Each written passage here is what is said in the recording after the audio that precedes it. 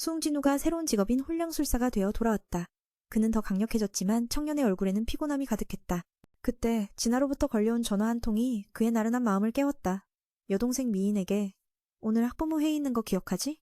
라고 묻자 진우는 바로 준비를 마치고 학교로 향했다. 그의 모습은 마치 스타처럼 빛나 진아조차 정말 네 형 맞아? 라며 놀라워했다. 진우는 평소 체육복만 입던 스타일과 달리 오늘은 중요한 회의라 깔끔하게 차려입었다. 동생이 친구들과 선생님 앞에서 창피당하는 걸 원치 않았기 때문.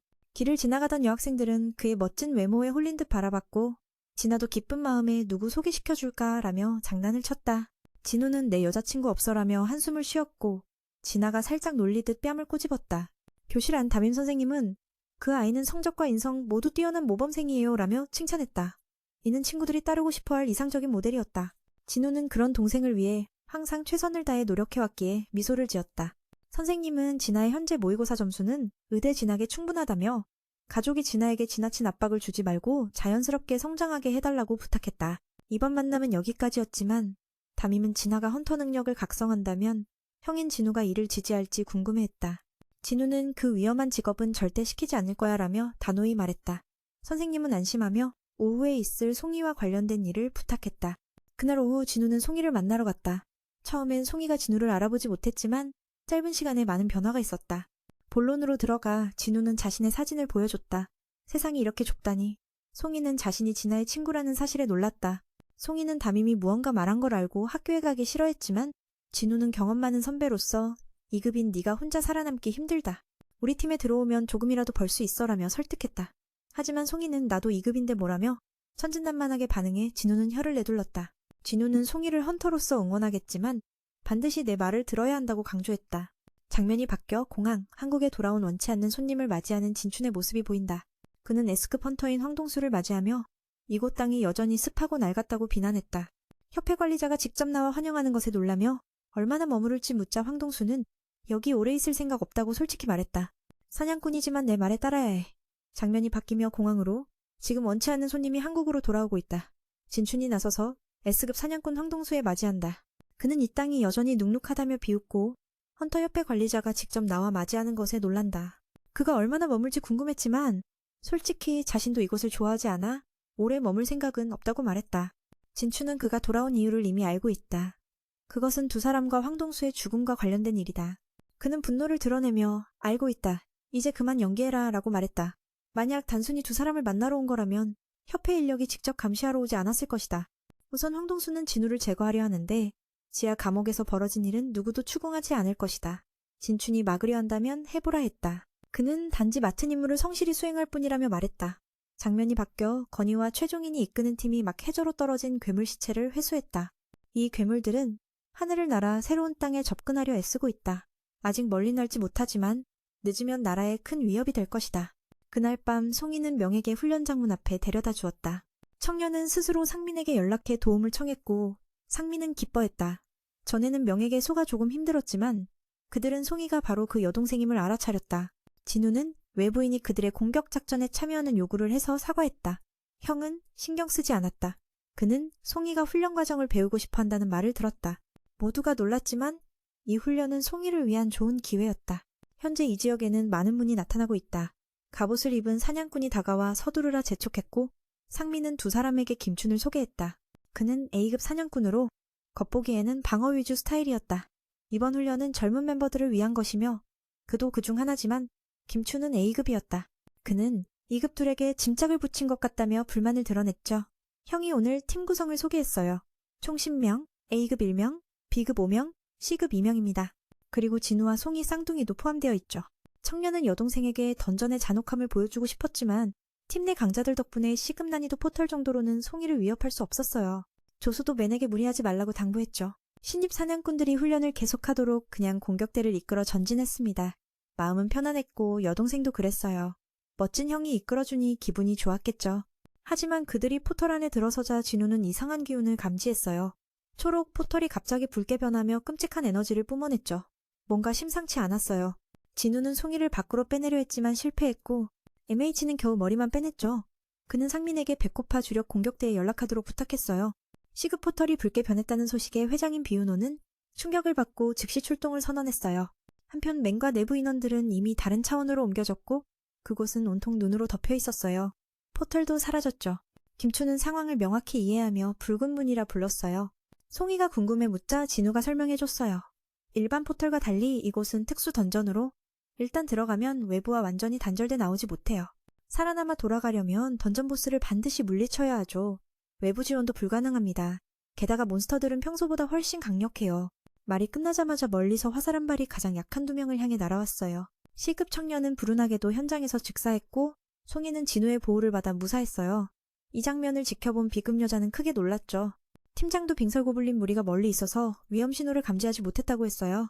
만약 2달 전이었다면 그가 위험 대상이 됐을 거라 하네요. 송이는 그 흉악한 자들의 겁을 내며 진우가 칼로 난도질 당하는 것을 보고 화가 치밀었어요.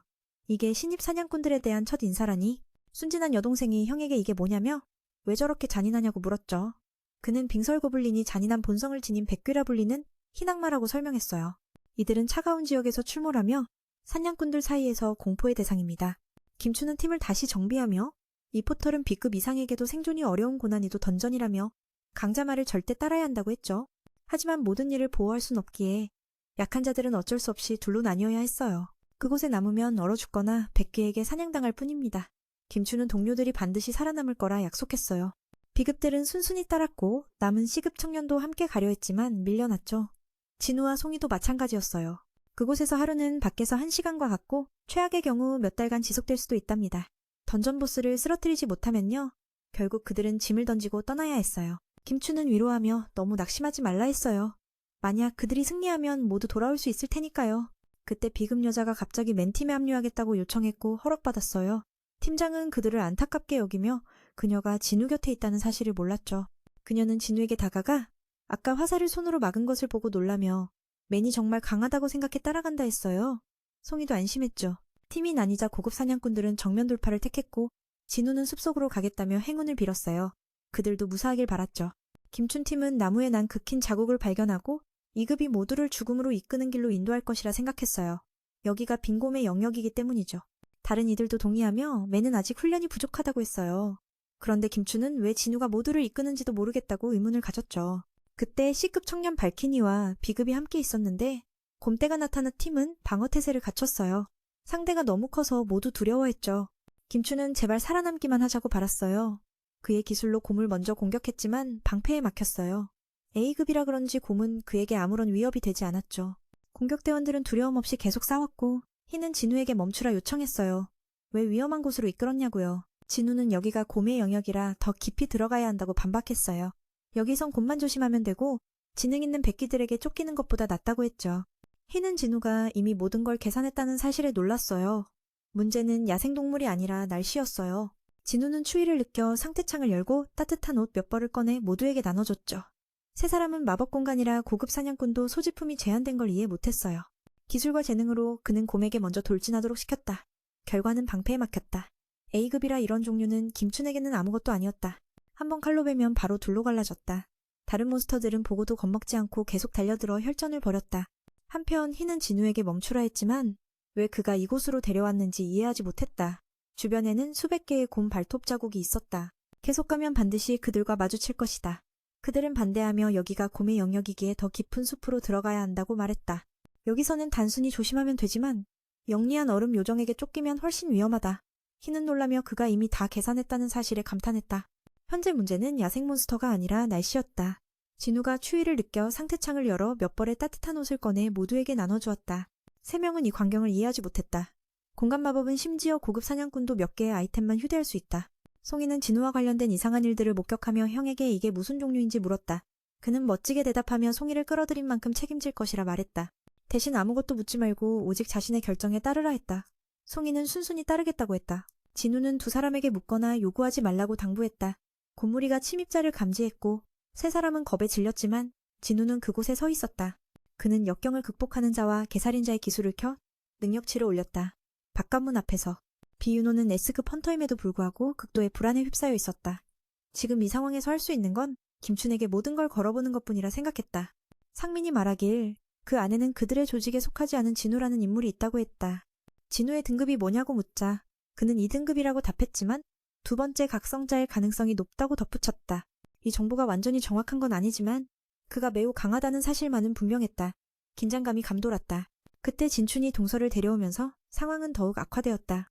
백호의 상급자가 여기 있다는 걸 알고 진춘도 몇 마디 건드리기 시작했다. 비윤호는 눈앞의 자를 좋아하지 않았다. 그가 물었다. 시골을 떠나 미국으로 간 자가 왜 자기 영역에 나타났느냐고. 동서는 반대로 왜 진우는 올 수 있고 자신은 안 되느냐고 되물었다. S급 헌터인 그는 많은 정보를 쥐고 있었지만 운이 없게도 그를 찾으러 온 순간에 그들과 마주치고 말았다. 붉은 문 앞에서 그들은 매니 그 안에서 죽었을 가능성이 높다고 생각했다. 진추는 동생이 안에 있다는 걸 알고 놀라워했다. 붉은 문 덕분에 호황동서를 마주하지 않아 다행이라 여겼다. 그 순간 흰곶 무리는 진우의 압도적인 힘에 굴복했고 3명은 왜 2등급 헌터가 맨손으로 저토록 강력한지 이해할 수 없었다. 곰사냥은 모두 실패했다. 그래서 전처럼 불편해 보였던 것이었다. 나중에 모두 모여 모닥불을 피우고 곰고기를 구워 배고픔을 달랬다. 진우 덕분에 이제 안전했다. 진은 그를 이상한 사람이라 생각했지만 용감한 선배가 멋있게 싸우는 모습은 달랐다. 매니곰 무리의 둥지를 찾아와 도전장을 내민 순간 청년은 어둠의 군단과 함께 전장에 나섰다. 이들과 이기스가 함께하는 첫 임무가 시작되었다. 곰무리는 고향의 이점을 살리고 엄청난 힘을 자랑했다. 하지만 진우의 군대는 뛰어난 전투 스킬과 뒤에서 지원하는 마법사들이 있었다. 상황은 순조로웠지만 마법병의 회복에 많은 만화가 소모되고 있었다. 그때 무리의 우두머리 곰이 전장에 나섰다. 자신의 군대가 쓸려나가자 한몸으로 적들을 휩쓸었다. 마법 공격도 통하지 않았고 광역 피해 기술까지 써서 진우의 만화를 바닥나게 만들었다. 이를 본 매는 이기스를 전장에 내보냈다. 그는 천천히 강자의 위험을 보여주며 우두머리 곰을 향해 다가갔다. 곰이 돌진했지만 빗나갔고 그 대가로 마장군에게 오른손을 베이는 상처를 입었다. 이기스는 곰의 몸통을 가로질러 찔렀다. 진우는 이 장면에 크게 놀랐다. 자신을 괴롭혔던 그가 진짜 강자임을 증명한 순간이었다. 분노한 곰은 반격하기도 전에 이기스에게 목이 베었다. 매는 두 사람이 싸우는 모습을 보며 자신이 오히려 마장군보다 약할지도 모른다고 생각했다. 그를 칭찬하며 뒤로 물러섰다. 장면이 바뀌어 진춘이 고생하는 모습이 나왔다. 그는 정령군대에게 쫓기고 있었고 반격조차 못한 채 겁에 질려 도망쳤다. 요왕은 홀령 소환술로 많은 곰들을 일으켜 자신의 부하로 만들었다. 이 청년은 이번 여행이 어느 정도 성과를 거뒀다며 만족했다. 장면이 외부 세계로 바뀌었다. 붉은 문이 열린 지 약 3시간이 지났다. 시간 차이가 커서 내부에서는 며칠이 흐른 셈이었다. 내부 환경이 너무 가혹해 황동수는 동생이 죽었다고 생각하며 돌아가려 했다. 그런데 갑자기 매니 여기 있다는 걸 깨닫고 놀랐다. 그는 백호 조직 사람이 아니었기 때문이다. 이 대답에 형은 걱정했지만 자신이 두 편이라고 고백할 수밖에 없었다. 서로 친구 사이여서 식은문을 탐험하고 싶다길래 따라온 거란 설명이었다. 동수는 돌아서려 했지만 바로 형이 목을 잡았다. 이자가 뭔가 수상한 낌새를 느껴 접근한 게 분명했다. 그가 흥미로운 걸 발견하는 게 특기였기 때문이다. 윤호는 자기 편이 괴롭힘당하는 걸 보고 막아서며 그자의 손을 떼라고 소리쳤다. 작고 보잘것없는 이 땅에서 감히 나에게 명령을 내리다니? 양쪽에서 엄청난 힘이 퍼져나오며 상민은 불안에 휩싸였다. 두 아버지가 서로를 싫어하는 건 확실해서 이게 충돌의 빌미가 되었다. 김추는 이미 숲으로 돌아와 며칠째 굶주림에 떨며 얼마나 더 살 수 있을지 모른 채 다짐했다. 만약 충분한 장비를 갖춘다면 절대 지지 않겠다고. 그러다 진우가 남긴 곰시체를 발견했다. 그는 두려움에 휩싸였고 왜 얼음곰과 마주치지 않았는지 의아해했다. 알고 보니 모두가 쓸려나갔던 것이다. 이 순간 그는 이급 녀석들이 이 일을 저질렀다고 믿었고 치욕을 견디지 못해 백귀들이 저지른 짓이라 생각했다. 동서와 비윤이 힘을 모아 주먹을 날릴 때 김추는 그 공격을 막아냈다. 그가 부탁하길 제발 살살해달라고. 충돌 전 팔이 부러지지 않은 게 다행이지만 그가 강하지 않다면 감히 두 S급 사냥꾼의 공격을 막아내지 못했을 것이다. 동서가 뭔가 의심하는 듯 했지만 2달 전 내 능력치를 검사했던 건 바로 나였다. 그리고 진우는 여전히 2급 사냥꾼일 뿐 변한 게 없다고 확신했다. 그 말을 듣고 믿지 못했다. 그건 빙산의 일각에 불과하다고 생각했다. 거짓말이지만 그에게는 너무 티가 났다. 누군가에게 메시지를 받고 그는 어쩔 수 없이 떠났다. 상민은 진우의 능력을 가장 잘 아는 사람이기에 그가 무사히 빠져나올 거라 믿고 있었다. 3명의 그룹은 즐겁게 웃으며 긴장감 없이 모든 준비를 마친 상태였다. 김추는 이 광경에 분노하며 왜 약한 놈들이 살아남고 자신을 따르는 이들은 죽었는지 의문을 품었다. 게다가 따뜻한 옷, 텐트, 음식까지 갖추고 있었다. 자원은 숨기고 있었다고 생각하며 자신의 팀은 음식과 물 부족으로 전멸했는데 그들은 이렇게 편히 있는 걸 받아들일 수 없었다. 처음부터 나누지 않은 것에 분노하며 자신이 동료들을 죽음으로 이끌었다는 사실도 받아들이지 못해 세 사람에게 책임을 돌리려 했다. 김추는 진우가 미리 알고 남은 것이라 추측하며 누가 주모자인지 밝혀내지 않으면 모두 죽이겠다고 위협했다. 그때 진우가 나타나 머리를 잡아 다른 곳으로 데려가며 말 많지 말라며 꾸짖었다. 그는 정말 바보 같았다. 위험한 손님들까지 데려오다니. 이내 요정 얼음부대가 모습을 드러냈다. 가장 충격적인 건 그곳에 그 벌레도 있었다는 것이다. 3명은 두려움에 떨었고 상대방도 이상하게 여겼다. 그 속에서 보석 하나가 있었는데 양측은 몇 마디 나누며 요왕은 놀랐다. 처음으로 누군가가 자신의 언어를 이해했기 때문이다. 진우는 약간 놀랐고 HG는 괴물의 언어를 할 줄 아느냐고 물었다. 그는 시스템의 개입일 뿐이라 대수롭지 않게 여겼다. 요왕은 대화가 쉬워졌다며 정찰병이 인간 중 매우 강한 자가 있다는 보고를 했다고 말했다. 자신이 발견자라 싸우고 싶었지만 말을 끝내기도 전에 그 청년에게 죽임을 당했다고 했다. 그는 전날 우리를 건드린 죄로 벌받았다. 두 강자가 서로 힘을 겨루며 요왕은 흥분했다. 그는 싸우려던 참이었지만 추가 질문으로 왜 인간이 아닌 존재가 약한 자들과 섞여 있는지 물었다. 진우는 뜻을 이해하지 못했지만 요왕은 네가 너 자신조차 모른다며 설명했다. 빙귀내에는 인간을 죽이라는 목소리가 항상 있지만 진우 앞에서는 들리지 않는다고 했다. 이는 그가 특별하다는 증거였다. 나도 이쯤에서 깨달았다. 그들은 시스템에 조종당하고 진우는 플레이어여서 명령을 듣지 않는 것이다. 상대는 무의미한 싸움을 할 이유가 없다고 생각했다. 더 나은 해결책은 그들을 넘겨주는 것이었다. 우리 쪽도 진우에게 간섭하지 않기 위해서다. 진우는 망설이며 그들에게 물었다. 사실 무엇인지 왜 이유 없이 인간을 공격하는지. 이 질문은 시스템에 의해 차단된 듯 답이 없었다.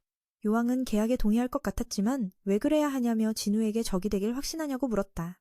전력에서 불리한데 말이다. 진우는 미소 지으며 자신의 모든 병력을 소환했다. 3명은 괴물대 한가운데 서서겁에 질렸다. HG는 이게 진우의 소행이라 충격을 받았다. 두 강자가 말싸움을 벌이고 전투가 시작되었다. 수많은 전투와 죽음 속에서 나머지 3명도 탈출하려 했지만 화살이 날아오자 상민이 베어 부숴버렸다.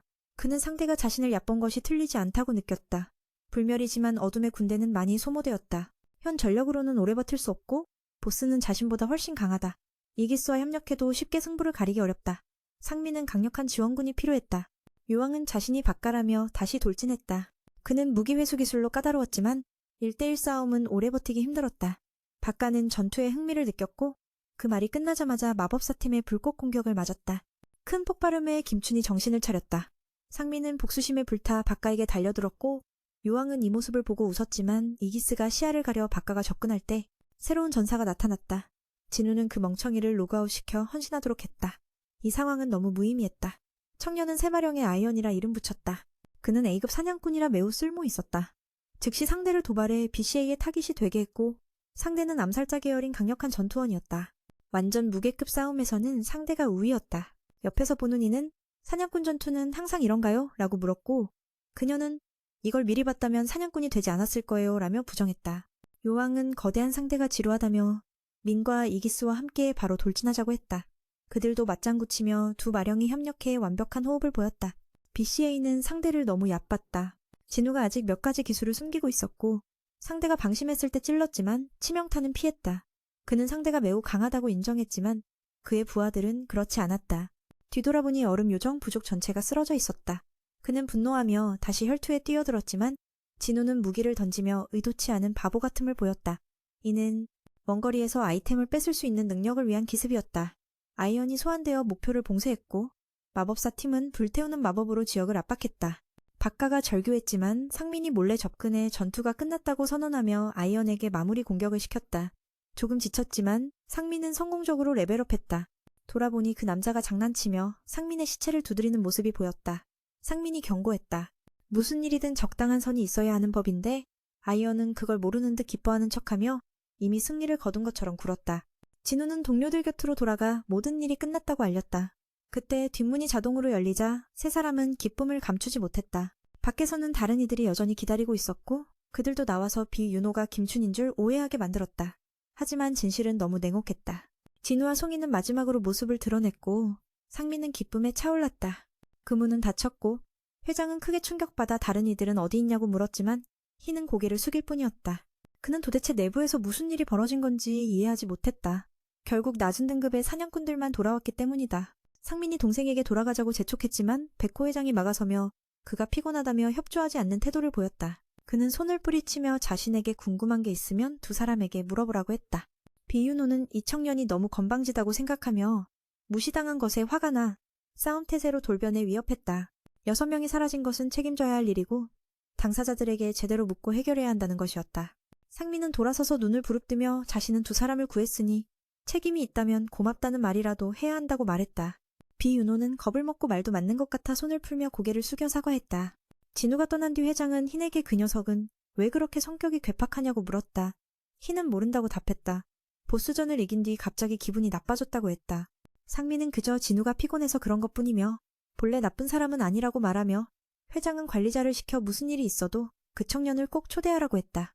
동생은 안전하게 호위받으며 돌아가 기뻐했고 부끄러워하며 이름을 친근하게 불렀다. 진우는 그런 광경을 보고 할 말을 잃었다. 끔찍한 상황을 목격했지만 그녀는 포기하지 않았다. 돌아오는 길에 진우는 전투 후 보상으로 받은 장비를 꺼냈다. 바로 박스 아저씨의 무기였다. 매는 홀령왕을 놀리려 했지만 3번 모두 실패해 왜 그렇게 기분이 상했는지 알 것 같았다. 다음 날 진호가 와서 일을 같이 하자고 했다. 진우는 새 옷을 보고 할 말을 잃었다. 오늘은 송이도 함께였다. 그들은 매우 친밀하게 행동해 그 청년은 분명 형이 누군가의 딸에게 무언가를 한 게 틀림없다고 생각했다. 송이는 아직 미성년자라고 말했지만 매는 신경 쓰지 않았다. 던전에 들어간 진호는 처음으로 맨의 암흑군단이 일하는 모습을 보고 깜짝 놀랐다. 그는 형에게 저 강한 아이들은 어떤 존재냐고 물었고 맨은 이것도 자기 능력 중 하나라며 천천히 익히라고 말했다. 아직 설명할 게 많아 시간을 아끼려 한 것이다. 진우는 말하지 않았다. 전투가 끝나자 하위 부하들에게 채광 작업을 시키는 걸 보고 진호는 속상했다. 진호는 형이 이 쉬운 일을 자신에게 맡기길 바랐다며 모두가 그렇게 한다면 자신은 무용지물 같다고 말했다. 매는 단지 일을 더 빠르게 진행하고 싶었을 뿐이다. 다음 날 진호라는 동생이 와서 일을 같이 하자고 했다. 진우의 새 옷차림을 본 진추는 어쩔 줄 몰라 했다. 오늘은 쌍이가 함께하기로 되어 있어 더 혼란스러웠다. 게다가 그들은 매우 친밀한 모습을 보였다. 이 광경을 본 젊은이는 확신했다. 아마 대장이 누군가의 딸에게 무슨 짓을 한 게 분명하다고. 쌍이는 아직 미성년자라며 경고했지만 그들은 신경 쓰지 않았다. 던전에 들어선 진호는 처음으로 맨의 어둠의 군대가 일하는 모습을 보고 충격을 받았다. 그는 대장에게 그들이 어떤 존재냐고 물었다. 맨은 이건 내 기술 중 하나일 뿐이다. 천천히 익숙해져라고 답했다. 설명하기엔 시간이 부족했다. 진우는 말없이 전투를 끝내고 부하들에게 채굴 작업을 맡겼다. 동생의 일을 빼앗겨 속상했다. 진호는 대장이 쉬운 일을 자신에게 맡기길 바랐다. 맨은 단지 일을 빠르게 진행하고 싶었을 뿐이었다. 장면이 바뀌어 침몰 중인 배가 나타났다. 여기에는 진우의 아버지가 등장했다. 강력한 헌터였지만 붉은 문에 갇힌 뒤 수년 만에 돌아온 그는 미국에 있었지만 영어를 못해 다른 헌터들을 놀라게 했다. 그날 밤 MH와 동생은 던전 작업을 끝내고 술자리를 가졌다. 진호는 대장 덕분에 아버지와 대화할 수 있어 무한히 감사했다. 다음 목표는 협회에서 이론 시험을 치르고 길드장 자격증을 얻는 것이었다. 진우에 대해 묻자 그는 곧 바빠져 연락할 수 없을 거라고 했다. 술에 취한 동생은 자신이 패만 끼치는 건지 걱정했다. 목표를 이룬 뒤에는 더 이상 그를 귀찮게 하지 않기로 했다. 그는 자신보다 1살 많은 형이 가족임에도 미움을 받는다고 털어놓았다. 그 형을 대신해 자신을 보호해주는 맨에 대해 고마움을 느꼈다. 때로는 진우가 친형이라면 좋겠다고 생각했다. 맨은 그를 싫어하지 않았고 오히려 술잔을 기울이며 이제부터 네가 내 동생이다 라고 말했다. 진호는 감동에 어떻게 표현할지 몰랐다. 둘은 즐겁게 술을 마시며 앞으로의 계획을 준비했다. 미국 장면으로 전환된다. 아직 그 남자의 신원이 확인되지 않아. 진우는 앞으로 얼마나 강해질지 고민했다. 1만 마리의 악마를 모으는 임무는 아직 끝나지 않았다. 가장 큰 걱정은 식량이었다. 원래 일주일 계획이었지만 이대로라면 한 달은 걸릴 수도 있었다. 그럼에도 진우는 동생과의 약속을 지키기 위해 속도를 내고자 했다. 임무를 완수한 뒤 그는 보스와 마주쳤다. 즉시 어둠의 군대를 소환했다. 붉은 글씨가 진우에게 그 역시 위험한 존재임을 알렸다. 한편 백호진영은 맨을 영입하려 노력 중이었다. 지난주 동안 맨이 사라진 이유를 숨기고 있었다. 진우와 상민만이 맨의 실력을 알고 있었기에 이 임무를 맡았다. 진우에게 문의하자 그가 해외 출국이나 공격 임무에 나선 적은 없다고 했다. 맨은 마병으로 적군을 무찌르고 자신은 보스를 상대했다. 이기스가 이끄는 군대는 많은 적을 쓰러뜨렸다. 최근 레벨업 할 때마다 진우는 지능에 점수를 투자해 많은 마병을 관리할 수 있게 되었다. 에너지도 붉은 문 안대보다 개선되어 전투 중 부담이 줄었다. 보스가 얼마나 오래 버틸지 궁금해하던 찰나 그는 뒤로 빠져 공격했다. 그 몸집에서 믿기 힘들 정도로 빠른 속도였다. 진우는 공격을 피하고 상대를 멀리 날려버렸다. 그의 전투력이 많이 향상된 게 느껴졌다. 붉은 악마는 끈질겨서 이전의 주스처럼 쉽게 접근하지 못했다. 매니 아이언에게 방패를 받아 피해를 최소화했다. 진우는 수백 차례 강력한 공격을 받았다. 보스의 비상식적인 민첩성에 매는 고전했다. 기회를 노려 결정타를 날리려 했지만 자신이 피해를 입었다. 다행히 진우가 피해를 피하고 상대의 움직임을 파악했다. 움직임을 봉쇄하지 않으면 상대를 쓰러뜨릴 수 없었다. 진우는 주위를 돌며 이상적인 위치를 발견했다. 분노에 휩싸인 보스는 냉정을 잃고 함정에 빠졌다. 진우는 연막을 이용해 단 한 번의 일격으로 보스를 쓰러뜨렸다. 장면이 바뀌어 진우가 황동서를 만나러 갔다. 그는 그를 괴물이라 불렀고 황동서는 무시하며 말도 하지 말라고 경고했다. 그는 매우 화가 난 상태였다. 하지만 그는 인류가 붉은 문과 괴물에 대해 얼마나 알고 있는지 물었다. 그는 이것들이 빙산의 일각이며 훨씬 끔찍한 무언가가 있다는 걸 알게 했다. 인류는 아직 그 실체를 전혀 모른다. 미국으로 장면 전환. 아직 그 남자의 신원이 확실치 않아 아버지를 가둬두었다. 아버지는 10년 전부터 어떤 문에 갇혔다고 진술하지만 그곳이 미국의 다른 문과 연결돼 있어 이해할 수 없었다. 전례 없는 사건이라 사람형 괴물일까 두려워 S급 사냥꾼을 불러 신문한다. 동양인은 한국인이라 대화가 원활했다. 남자의 이름을 묻자 발음하기 힘들다. 그는 성인원이라 답하고 아버지에게 돌아간다. 아침이 밝고 진우는 동생에게 일주일 정도 떠난다고 말하며 조심하라 당부한다. 동생은 형이 너무 일만 해서 여행 가는 줄 알고 여자친구랑 간다고 생각해 한숨 쉬지만 진짜로는 불타는 성을 정복하러 간 것이다. 진우는 성에 들어간다. 첫 번째 층에서 시스템은 악마를 처치하라는 임무를 준다. 이 성에는 악마가 가득하고 1만 영혼을 모아야 완수할 수 있다. 지금은 목표지가 따로 있어. 이건 단지 시작일 뿐. 1만이든 10만이든 반드시 해낼 거라 다짐한다. 다음 날 진우는 협회에서 서류를 받아 아버지와 다시 이야기한다. 아버지는 형에게 협회 관리를 맡기지 말고 자신에게 달라고 한다. 진우는 계획을 추진 중이었고 아버지는 진우의 업적을 듣고 인정한다. 진우는 모든 공격대를 무너뜨리고 2번의 위험한 임무에서 살아남았다.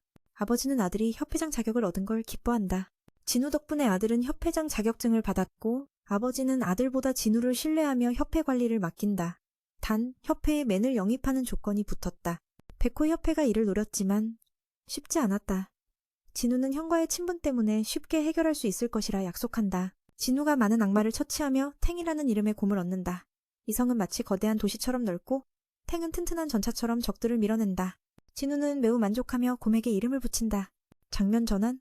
S급 사냥꾼 에스테는 최근 사건을 곱씹는다. 괴물 시체를 회수했지만 협회장에 공개하지 말라 명령에 혼란을 막았다. 지금은 민감한 시기라. 전투가 시작되기 전 강력한 멤버를 모집할 시간이다.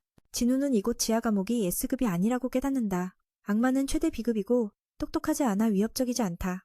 식량과 물도 충분히 가져와 편안히 지낸다. 앞으로 100층을 모두 지나야 하는데 과연 얼마나 강해질지 궁금하다. 임무 기간은 일주일 예정이지만 이러다 보름은 걸릴지도 모른다. 하지만 동생과 한 약속이 있기에 진우는 서두른다. 1만 영혼을 모은 뒤 보스와 마주친다. 적은 검은 군대를 소환한다. 빨간 글씨가 이들이 외부에 위협이 된다는 신호였다. 외부에선 백호협회가 맨을 영입하려 애쓰고 있다. 지난주 맨이 사라져 2명만 실력자임을 알고 진우와 상민이 임무를 맡았다. 진우는 여행 중이라는데 조사 결과 해외에 나간 적 없고 임무도 없었다. 진우는 마령을 보내 병사들을 처리하고 자신은 보스를 상대한다. 이지스가 군대를 이끌고 적을 격파한다. 진우는 레벨업할 때마다 지능에 투자해 마령을 더 많이 소환할 수 있다. 에너지도 예전보다 좋아서 무리 없이 싸운다. 보스가 언제까지 버틸지 궁금해하는데 어느 순간 뒤로 빠져 공격한다. 몸집에 비해 속도가 놀라울 만큼 빠르다. 그가 예상하기론 이곳에는 100층이 있다고 한다. 의문은 그때까지 자신이 얼마나 강해질지였다. 1만 마리의 악마를 모으는 임무는 아직 끝나지 않았다. 가장 걱정되는 건 식량이었다. 원래 일주일 계획이었지만 지금 상황이라면 반달 이상 걸릴지도 몰랐다. 가장 중요한 건 여동생과 한 약속이었다. 진우는 임무를 서두르려 애썼다. 임무 완료 후 그는 보스와 맞닥뜨렸다. 즉시 어둠의 군대를 소환했다. 붉은 글씨가 진우에게 그 또한 위험한 존재임을 알려주었다. 한편 백호 진영은 맨을 영입하려 했었다. 지난주 그가 사라진 걸 숨겼다. 진우와 상민만 맨의 실력을 알고 있어 이 임무를 맡았다. 진우에게 문의하자 그는 해외 출국이나 공격 임무에 참여한 적이 없다고 했다. 맨은 마병으로 적군을 쓰러뜨리고 자신은 보스를 상대했다. 이기스가 이끄는 군대는 많은 적을 무찔렀다. 최근 레벨업할 때마다 진우는 지능에 점수를 투자해 많은 마병을 관리할 수 있게 되었다. 에너지도 붉은 문 안때보다 개선되어 전투 중 부담이 줄었다. 보스가 얼마나 오래 버틸지 궁금해하던 중 그는 빠르게 뒤로 돌아 공격했다. 그의 몸집에 비해 믿기 어려울 정도로 빠른 속도였다. 진우는 공격을 피하고 상대를 멀리 날려버렸다. 그의 전투력이 크게 향상된 게 느껴졌다. 붉은 악마는 끈질겨서 이전 주스처럼 쉽게 접근하지 못했다. 맨은 아이언에게 방패를 받아 피해를 최소화했다. 진우는 수백 차례 강력한 공격을 받았다. 보스의 비상식적 민첩성에 맨은 고전했다. 기회를 노려 결정타를 날리려 했지만 자신이 피해를 입었다. 다행히 진우가 피해를 피하고 상대의 움직임을 파악했다. 움직임을 봉쇄하지 않으면 상대를 쓰러뜨릴 수 없었다. 진우는 주위를 돌며 이상적인 위치를 발견했다. 분노에 휩싸인 보스는 냉정을 잃고 함정에 빠졌다. 진우는 연막을 이용해 단 한 번의 일격으로 보스를 쓰러뜨렸다. 다시 장면이 바뀌어 진우가 황동서를 만났다.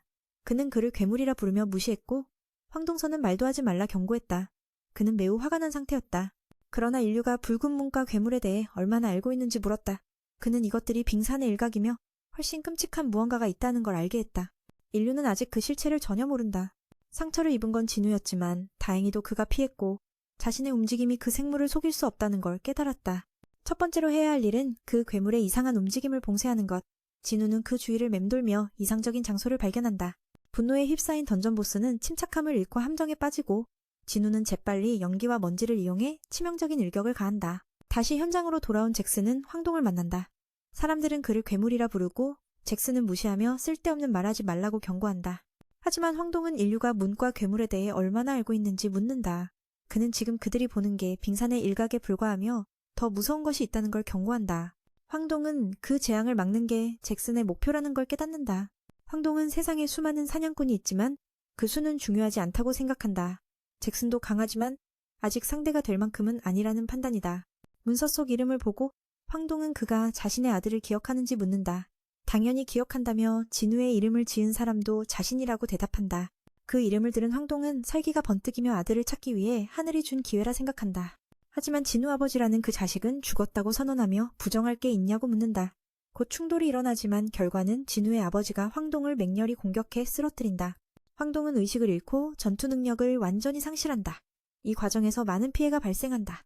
한편 진우는 다음 도전을 완수하며 또 다른 강력한 괴물조차 경외하게 만든다. 하지만 식량이 바닥나 진우는 더 이상 진행할 수 없게 된다.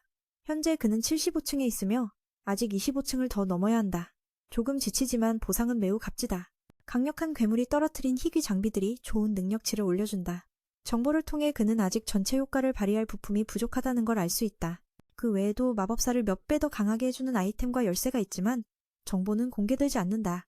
진우의 목표는 3개수의 조각과 2개의 희귀 아이템이다. 그것들로 어머니의 병을 고칠 수 있다. 그는 문을 나서며 어두운 표정을 짓는다. 아직 성스러운 생명의 물을 만들 재료가 부족하기 때문이다. 남은 아이템은 정화된 마왕의 피다. 그것을 얻으려면 철저한 준비가 필요하다. 성에서의 사냥 덕분에 진우의 능력과 레벨은 많이 올랐지만 공식 등급은 여전히 2급이라 좋은 아이템에 접근하기 어렵다. 고급 장비를 획득하려면 명성 높은 공략에 참여해야 하는데 그러려면 청년회에 가입해야 한다. 진우는 이런 가식적인 행위는 금방 들통날 거라 생각하고 포기하기로 다짐한다. 그래서 다음 목표는 사냥꾼 신분증을 다시 만드는 것이다. 다음 날 아침 진우는 본부에 와서 능력치를 재고 백호파 인원들도 몇 명 찾아서 동료를 모은다. 그를 본 매는 바로 윤호에게 전화를 걸어 직접 초대해달라고 한다. 아직 매는 상황을 잘 몰라 그냥 들어가 능력치를 재측정한다. 새로운 사람들을 만나 두려워하는 모습을 보며 진우는 옛 생각이 난다. 주변에서 이급만 벗어나면 충분히 살 수 있다고 조언하자 웃음이 나온다. 이름과 정보도 밝히고 검사 방식은 간단했다. 빠로제? 검은 구슬에 손을 얹으면 컴퓨터가 자동으로 결과를 내놓는다. 저 아가는 신입 직원이라 오류 신고를 한 번도 본 적 없어서 진우에게 계속 다시 해보라 하지만 매번 빨간색 경고가 뜬다. 결국 작은 도움을 청해야 했다. 경험 있는 그 남자, 동이는 빨간 글씨가 뜨자마자 진우가 한국 12 S랭크 헌터임을 알아챘다. 이건 기계 오류가 아니라 그의 마력 수치가 측정 한계를 넘었기 때문이다. 외부에서 최종 조사를 맡고 있는 최종원과 진추는 깃털 달린 괴물 사건에 대해 이야기 중이다. 연구 부서가 해부를 시작했고 곧 결과가 나올 것이다. 세포 조직과 남아있는 마력량으로 분석하는 중이다. 젊은이는 최근 여러 사건이 실제로 일어났다며 특히 백호 쪽에 붉은 문이 나타난 사건을 언급한다. 게다가 외부인이 공격대에 참여했고 그 사람이 던전 보스를 처치했다. 진춘에게 그 괴물이 어느 국적인지 아냐고 묻자 그는 물론 알지만 말을 못한다며 그날 자신도 현장에 있었지만 일찍 돌아가서 자세한 상황은 모른다고 한다. 동희는 그 말을 듣고 기다리다 지루해져 현장이 시끄러운 대기실로 향한다. 거기엔 아마도 몇몇 고랭크 각성자가 지나치게 흥분해 축하하는 중일 것이다. 그 사이 진우가 마력 측정이 불가능하다는 소식을 들은 많은 이들이 크게 충격받는다. 지금까지 9번 정도가 비슷한 혼란 사태였고 진우가 바로 12 헌터라 그걸 해냈다. 팀장도 핵심 정보를 전해주며 진우를 준비시키려 애쓴다. 모두 기뻐하며 상민의 사람 보는 눈이 틀리지 않음을 확인한다. 그때 구헌터스 회장이 등장해 모두 주목한다. 그는 불의 마법 최고봉에 오른 헌터, 최강무기라는 별명이 있다. 동희는 진우에게서 터져나오는 엄청난 힘을 보고 이 소란의 원인을 즉시 깨닫는다. 그는 이 흔치 않은 기회를 놓치지 않고 자신을 소개하며 진우에게 잠시 시간을 달라고 요청한다. 하지만 진우는 바쁘다며 거절한다. 이로 인해 주변에선 수군거림이 일어난다. 회장은 자신이 이름을 밝히지 않아 진우가 모른다고 생각한다. 진춘에게 물으니 이미 소개했다고 확인해준다. 결국 회장은 진우가 자기 환상 속에 빠졌다고 생각하며 돌아서는데 진우는 흔적도 없이 사라져버렸다. 진우가 암살자 계열임이 드러나는 순간이다. 그때 비운이 숨을 헐떡이며 달려와 진우가 얼마나 중요한 인물인지 알게 된다. 그가 백호 본부에서 멀리 떨어진 곳에서 힘들게 달려온 걸 보니 그리고 붉은 문보스를 처치한 사람이 바로 진우임을 확인했다. 기대에 못 미쳐 실망한 듯 하지만 여기서 동인을 바로 만난다. 그는 진우의 정체가 들키는 걸 원치 않던 인물이다. 그날 밤 진우는 어머니를 병원에서 조용히 돌본다. 어머니의 상태를 보며 깊은 슬픔과 함께 곧 치료제가 나올 거라는 희망을 품는다. 병원 밖에서 진춘과 만나 진우가 사람 보는 눈이 부족했음을 지적받는다. 진춘은 감시부서에서 헌터들을 감시하고 필요시 징계까지 한다고 알려준다. 진우는 자신이 감시 대상인지 물었고 진춘은 범죄자가 아니니 걱정 말라 답한다. 감시부서는 헌터들을 통제하는 최고 기관이지만 상민 같은 S랭크에겐 아무 힘도 못 쓴다. 진춘이 진우에게 누군가를 만나달라 청하며 서서히 다가오자 진우는 깜짝 놀란다. 협회 회장 군이가 등장한 것이다. 그는 보통 사람이 아니었다. 처음에 젊고 재능 있는 진우가 S랭크로 확정된 걸 축하한다 한다. 아직 공식 발표 전이지만 확실한 사실이다. 진우는 앞으로 몇 차례 재검을 받겠지만 결과는 달라지지 않을 것이다. 회장은 이번 만남이 협회가 인재를 조기에 확보하려는 의도라고 설명한다. 강력한 이들이 많지만 협회에 들어오길 꺼려하는 경우가 많기에 수입과 명성을 앞세워 유혹하는 것이다. 진우가 모시고 갈 상사는 A랭크 최상위권이면서도 협회에 몸담은 드문 인물이다. 회장은 정중히 진우에게 협회에 합류해 함께할 것을 제안한다. 중요 자리를 마련해 줄 테니 이유를 묻자 그는 나라를 지키는 건 정부가 아니라 헌터들이라 말한다. 5 대형 협회가 중심에 있지만 현재 균형은 아슬아슬하다. 진우가 어느 협회에 속하든 균형이 깨진다. 회장협회가 6번째 세력으로서 다른 5 협회를 견제하고 있음을 강조한다. 진우가 합류하는 것이 최선이라 생각한다. 5 협회를 위압하면서도 균형을 유지할 수 있기 때문이다. 회장 마음속으로는 언젠가 자리를 진우에게 물려주려 한다.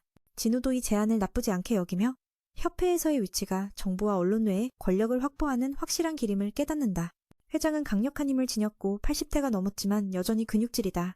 그가 S랭크 헌터 1세대임은 물론이다. 진우는 제안을 받아들이면 인생의 새로운 장이 열릴 거라 생각한다. 그러나 진우는 미안하다며 거절한다. 회장은 결국 돈 때문인가 싶어 아쉬워한다. 하지만 진우는 던전에서 싸우는 게 자신의 길이라 단호하다. 이 나라를 지키는 건 정부가 아니라 괴물로부터 시민을 보호하는 헌터들이다. 중심엔 5개의 큰 길드가 있다. 다행히 이 공룡 같은 존재들이 균형을 유지하고 있다. 하지만 진우가 어느 길드에 가입한다면 그 균형이 깨질 것이다. 그의 헌터협회는 6번째 세력으로 나머지 5을 견제한다. 이들이 얼마나 중요한 존재인지 알 수 있다. 그래서 매니협회에 가입하는 게 가장 좋다. 5길드를 압도하면서도 균형을 유지할 수 있다. 회장은 마음속으로 매니 어느 날 가입하면 자신이 그 자리를 물려줄 생각이다. 진우도 그 제안을 나쁘지 않게 여겼다. 협회에서 자리 하나를 잡는 건 확실한 성장의 약속이었다. 회장은 예정된 만남을 모두 취소하려 한다. 누구도 이 감정을 흔들길 원하지 않기 때문이다. 부장은 한잔하자며 동의한다. 진우는 마음속으로 협회가 D급 던전이나 2급만 관리할 수 있다 생각한다. 자신은 어서 레벨업해 어머니를 구해야 한다. 그것이 그가 제안을 거절한 또 다른 이유다. 제자리 걸음은 있을 수 없다. 언론에서는 군이 회장에게 다가갈 권력을 가진 곳이 없다고 하지만 그의 힘을 생각하면 그는 정말 무서운 존재다. 지금 그와 1대1로 싸운다면 그가 이길 확률이 매우 높다. 그는 국가 최초의 S급 헌터이기도 하다. 80대가 넘었는데도 여전히 근육질인 그를 보며 그는 이 제안을 받아들인다면 자신의 인생이 새로운 페이지를 열 것이라고 생각한다. 앤도 이미 사과하고 거절했다. 많은 이들이 결국 돈 때문이라고 생각하지만 사실은 그렇지 않다. 그는 싸우고 싶었다. 던전은 바로 그가 있어야 할 자리였다. 그의 눈빛은 노인에게 놀라움을 안겼다. 거짓없는 진심이었기에 노인은 오랜만에 마음이 울렸다. 마음속으로 지금이라도 10년 젊어질 수 있다면 얼마나 좋을까 하고 바랐다. 그렇게 젊어진다면 앞으로의 여정을 함께할 수 있을 텐데 그건 불가능했다. 결국 그는 그저 포기할 수밖에 없었다. 진유는 여동생이 집에 혼자 있어서 먼저 허락을 받고 돌아가야 했다. 그의 뒷모습을 보며 군의 회장은 노아 앞에 S급 회복 헌터조차 무력한 현실에 실망했다. 하지만 지금 그의 마음속에는 젊음의 열기가 다시 불타오르고 있었다. 그는 앞으로의 만남 일정을 모두 취소하고 싶었다. 이 감정을 흐트러뜨리고 싶지 않았기 때문이다. 심지어 부장에게 술 한잔 하자고 제안하고 바로 승낙했다. 한편 밑에서는 던전협회가 D급이나 2급 던전만 관리할 수 있을 거라고 생각하며 자신은 어머니를 구하기 위해 최대한 빨리 등급 상승이 필요하다는 이유로 그 제안을 거절했다. 지금 멈출 수는 없었다. 장면이 미국으로 전환된다. 황동수는 진유에게 개처럼 얻어맞고 정신을 차렸다. 부국장도 들어와 몇 가지 질문을 했다. 물론 그 남자 인원에 대한 내용이었다.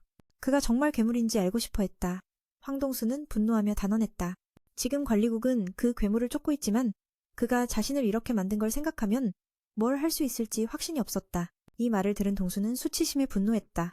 이전에 맨이 자신의 가족을 건드리면 죽음도 해방이 아니라며 위협한 적이 있었던 것이다. S급 헌터가 그런 위협을 받는다는 게 부끄럽지 않을 수 없었다. 그래서 복수를 다짐하며 곧 필요한 모든 것을 준비해 진우 곁에 있을 계획이었다. 진우는 더 좋은 장비를 찾고 있었다. 헌터 일이 활발해지면서 무기들이 온라인 경매에 자주 나오지만 가격이 너무 비싸서 머리가 아팠다. 자신이 충분히 준비되어야 악마성 공략에 나설 수 있기 때문이다. 상점에는 마음에 드는 물건이 별로 없었고 최선의 방안은 몇 가지 물건을 팔아 장비를 사는 것이었다. 문제는 2급 헌터가 희귀 아이템을 왜 갖고 있느냐는 의심을 받을 수 있다는 점이었다. 그래서 A급 던전의 가짜 증거를 만들어야 했다. 그렇게 하면 8대 출처를 추적당할 걱정이 없었다. 우연히도 온라인에서 A급 던전 개척자를 모집한다는 소식을 발견했다. 정말 편리했다. 다음날 아침 회장은 몇 년 전 젊은 진우의 사진을 보며 충격을 받았다. 지금의 진우는 전과 달리 더 이상 어리지 않았다. 진추는 가족 상황을 설명했다. 어머니는 중병에 걸려 의식이 없고 여동생은 학교에 다니고 있어 진우 혼자 모든 수입을 책임지고 있었다. 그런데 이상한 일이 있었다. 그 자식이 헌터 측 공략에 막 참가했는데 개척자로만 배치되었다는 소식이었다. 그 시점에 진우는 2급으로 공식 채용되었다. 이처럼 대규모 공략에는 역할 분담이 명확했다. 공격팀은 괴물을 소탕하고 나머지는 전투 능력이 없는 이들이 담당한다. 최인희는 직접 전장에 나섰다. 그는 모두 후퇴하라고 명령하며 자신은 최대한 괴물 시체를 온전히 보존해 높은 가치를 위해 팔려한다고 했다. 그는 예민한 코를 가진 여성에게 냄새 조심하라며 주의를 줬다. 감기라도 걸리면 죽을 수도 있으니 잠시 후 그들은 모두 무사히 돌아왔다. 진우는 상대가 매우 강하다는 걸 알면서도 A급 던전을 공략하며 아무도 다치지 않은 것을 보고 놀랐다. 또한 그는 차이라는 여자아이에게도 주목했다. 그녀가 뿜어내는 기운은 정말 대단했다. 그는 세상에 그런 사람이 얼마나 있을까 궁금해했다. 그녀도 누군가 강한 존재를 느꼈지만 돌아보니 아무도 없었다. 마치 회장군이가 방문한 것 같았다. 그러나 그 기운은 곧 사라졌다. 개척팀은 본격적으로 일을 시작했다. 진우는 A급 던전 보스의 힘을 시험하려 했는데 한 명이 부딪혔다. 그가 2급이라는 걸 알고 처음에는 시비를 걸려 했으나 그 청년의 눈빛을 보고 겁을 먹어 아무 말도 못했다. 그가 일하는 모습을 보고는 더욱 충격을 받았다. 2급이라니 소처럼 힘이 세다니. 휴식 시간에 진우는 능력을 인정받아 추가 근무를 요청했다. 사실은 보스를 보러 가려고 한 것이었다. 진우는 일시간이라는 시간을 이용해 장난을 치고 싶었다.